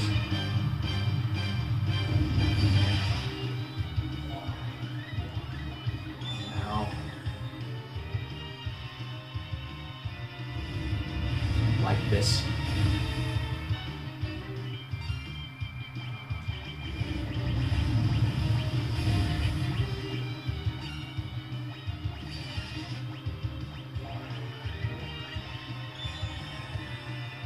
Come on now, I feel like I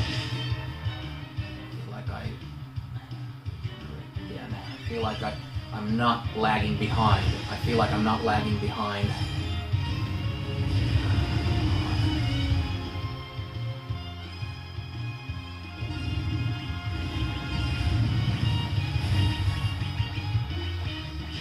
I can't cast full life anymore.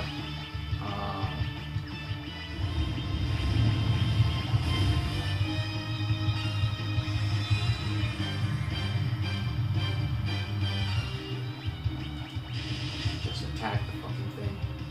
I have no idea how much it has, like, oh, fuck.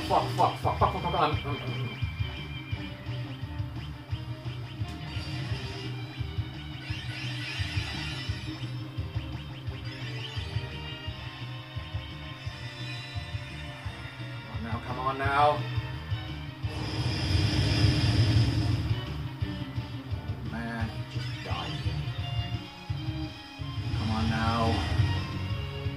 Mega Flare, save me! Save my ass! My ass is full of sweat! Come on.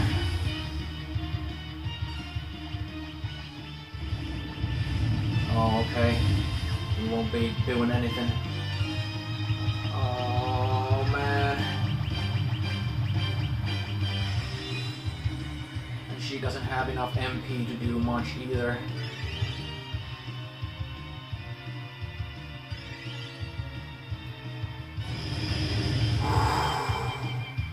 Fuck. Yeah. There's no hope. There's no hope. I'm back in this loop. There's no hope. I shouldn't have overwritten my previous saves because this is the loop now. They're gonna heal him way too fast for me to be able to do anything, and then it's gonna just one-shot me with the whole black ball. Leviathan, help me! Come on now, it's restoring like it's way too much. I can't.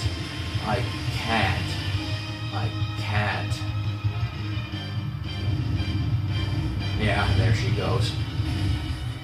I don't know. I feel like first time I didn't know what I was doing. The second time I felt like I knew what I was doing.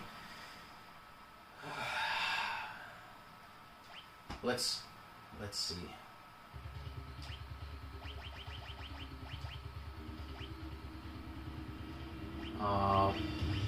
Yeah, my previous save is from, and I can't exit this dungeon by taking this earlier bit before I enter the room with the. Oh man, I'm so fucked.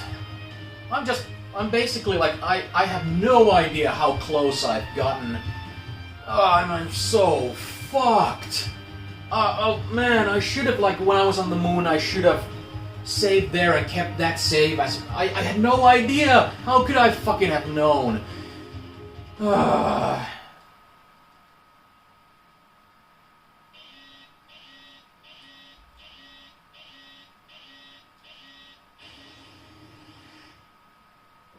I have no idea if there's, Oh, and I didn't do the fucking... Oh, look at those MPs, like...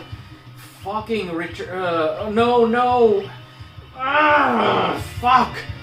No, just... Oh my god. This is just fucking... Oh my god. There's no MP to do anything. Oh my god, this was... Let's go through the song and dance, for fuck's sake. Let's...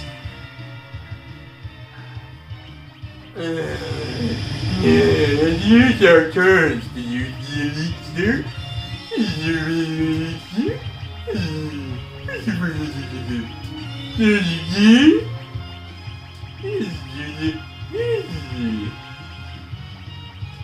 Oops, I'm not concentrating, so I put the most powerful spell on a fucking node.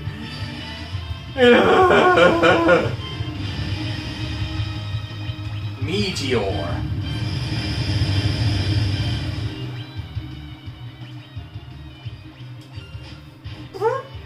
Whoa, that was pretty tough. I had no idea you could do that. Wondering if I should just forget what the guy said about concentrating on the nodes. Just well, this whole fight is now just so that I could die. Actually, I shouldn't cure myself. I should just let my dudes die as quickly as possible. Actually, I'm just gonna do that. I'm not gonna react to anything. And I don't mean this as throwing a hissy fit.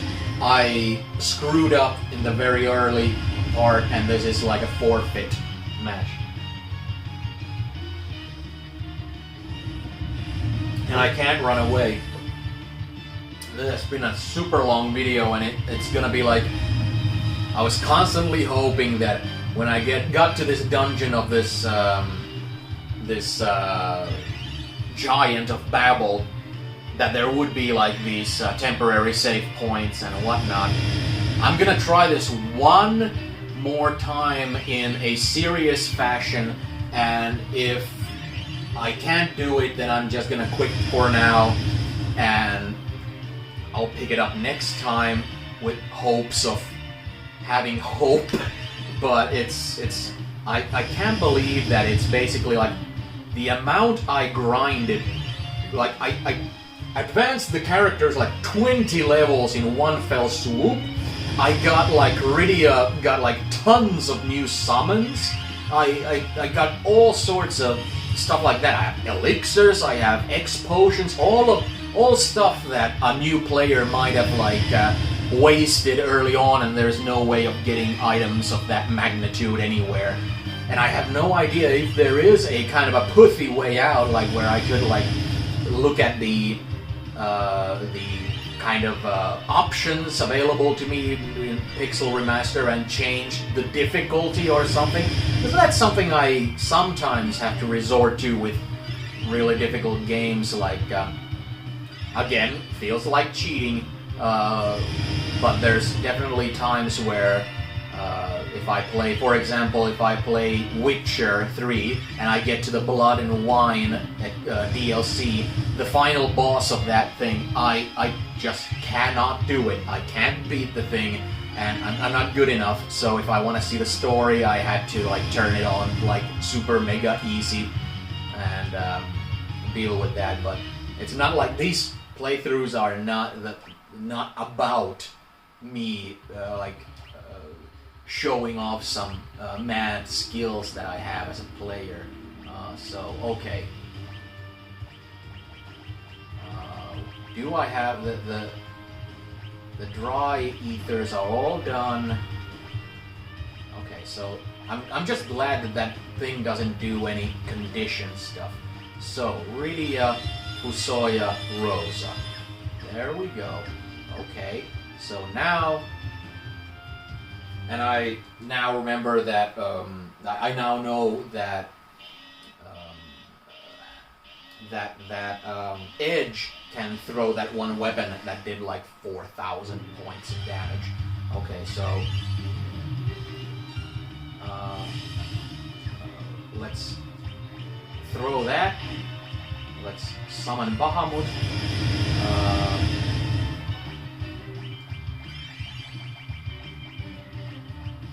Let's cast Dispel.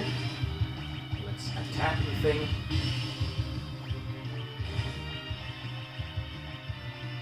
Let's cast Meteor, now that its Dispel thing has...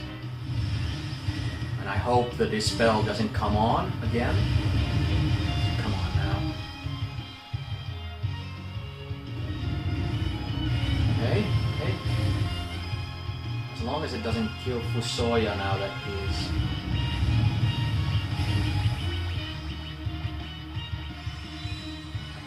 that meteor. You don't fucking dare kill Fusoya now that he's loading that super mega attack. Oh, thankfully.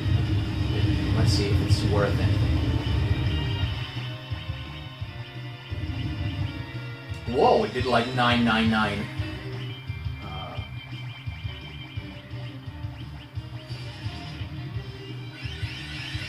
Okay, let's remember that. Mega Flare.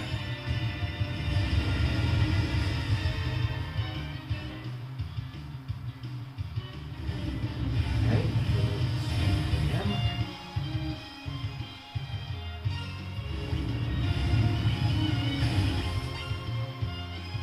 Okay, I should have full life there. Bahamut again.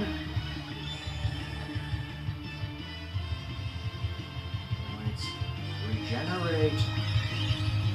Okay. Still, I'm gonna attack the CPU, not the nodes, especially since the nodes die now.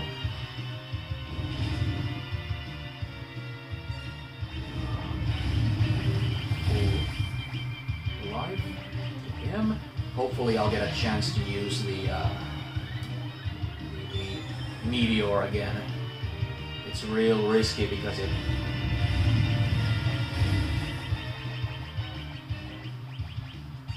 uses it takes so long to cast it. I was constantly thinking that he's gonna do like a reflect thing or kill him off before he's been able to cast it. Yes! Yes! Fuck! Yes! Oh, fuck! My hands are shaking, for fuck's sake. It was because of the meteor. That's what did it. Yeah, Tella lives on. Tella's meteor spell. Oh. All right. We stopped it. Why, you? How dare you destroy the giant? You. Do I know you? You have to look deep inside yourself. You have to realize who you really are. Stop it. You must wake up.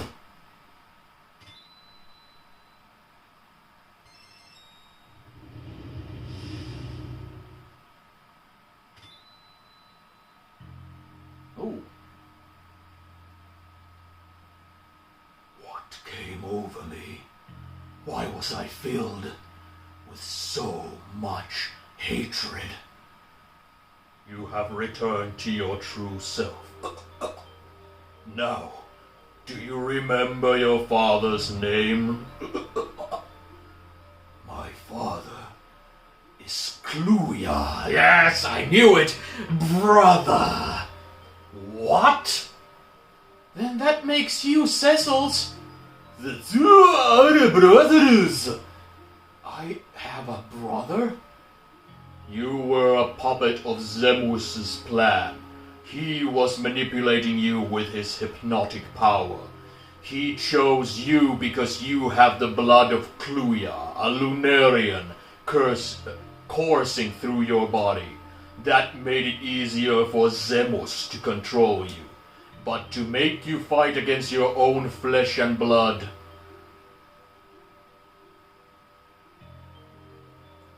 That's enough! I was fighting against my own brother? All of this hate was against my own family? You're my... I wonder why you were chosen. It easily could have been me. We both have Lunarian blood. I was chosen because of the seeds of evil that lay inside me. Zemus saw that evil, and he helped it grow. Where are you going? To find Zemus. I have a score to settle. Wait. I too am a Lunarian, just like Zemus. I will join you.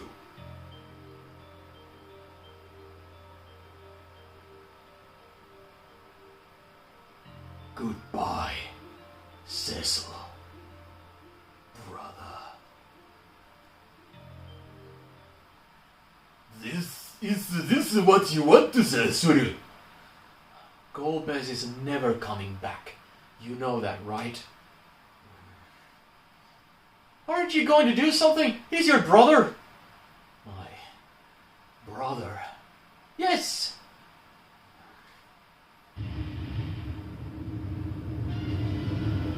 We might be in trouble. We have to get out of here. Cecil. Brother, what are you doing? We need to find a way out. This way, said Ben. What? This way. Kane? Oh no! We're not falling for that again. We can talk later. Right now, we have to get out of here.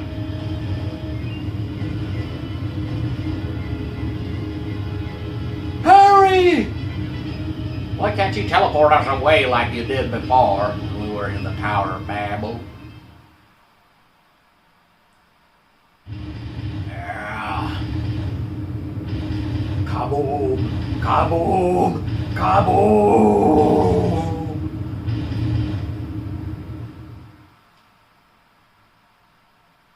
Oh, we're in the Lunar Whale again? That's such a relief. Finally, I was able to return to my senses. I don't expect you to forgive me after all I've done. Of course we're not gonna forgive you. The giant was particularly your doing. Stop it! Rosa. It's not Kane's fault. You saw how Zemus had control over Golbez. Golbez too? Golbez is Cecil's older brother. He was being manipulated by a Lunarian named Zemus, who used the shared Lunarian blood to control him. Golbez and Fusoya went to the moon to destroy Zemus. Golbez is Cecil's brother?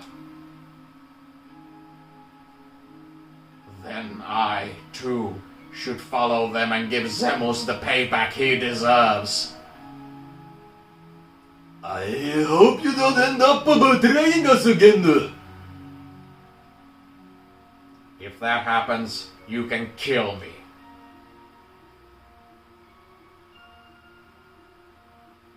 Then I'd better go too. Besides, I want to give this Zemus guy a piece of my mind. Edge. Then it's decided. We go to the moon. Cecil? Rosa, Rydia, you two stay here. The three of us will go. I can't put you in any more danger. Oh, you sexist fuck. Yeah, women stay behind. It's... What the fuck? They've been the biggest hard hitters. Like, that previous fight was down to them and Fusoya. Nobody else. All you and Kane, all you and Edge did were facilitate, like, fucking Phoenix Downs and take hits, you piece of shit. But Cecil, that's not fair. Please, you have to get off the Lunar Whale.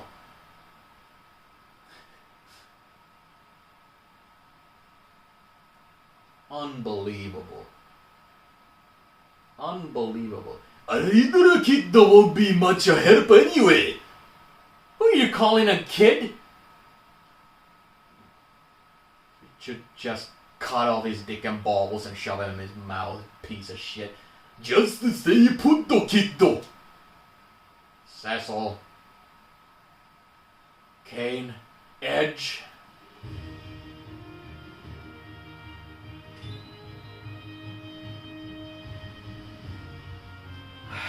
Fuck, this looks like I'm not gonna get the chance to go back, but at least I can rest and save inside the lunar whale. Man, feels like I'm like so on rails right now. Let's go!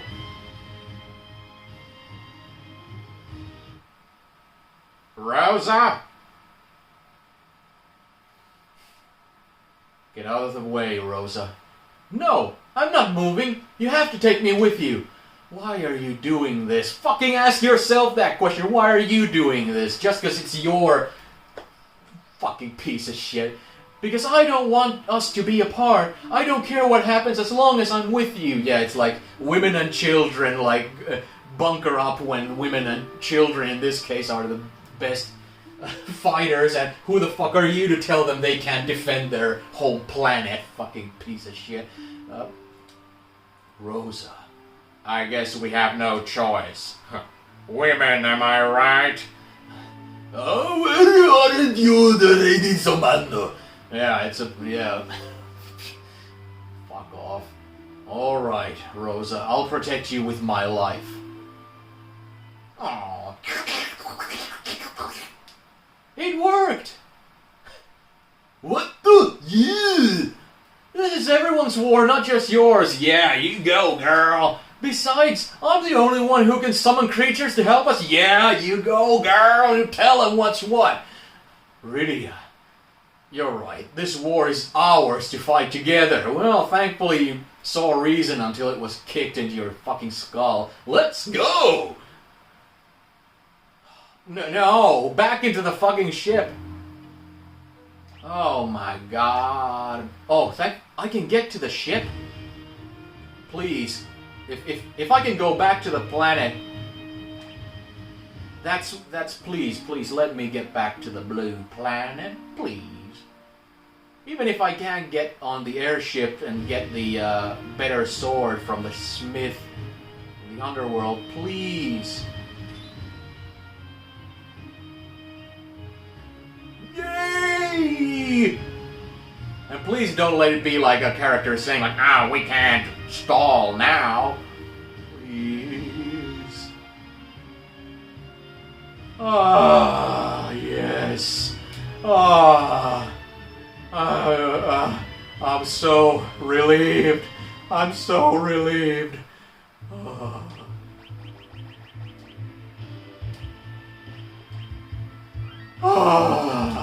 See you next time.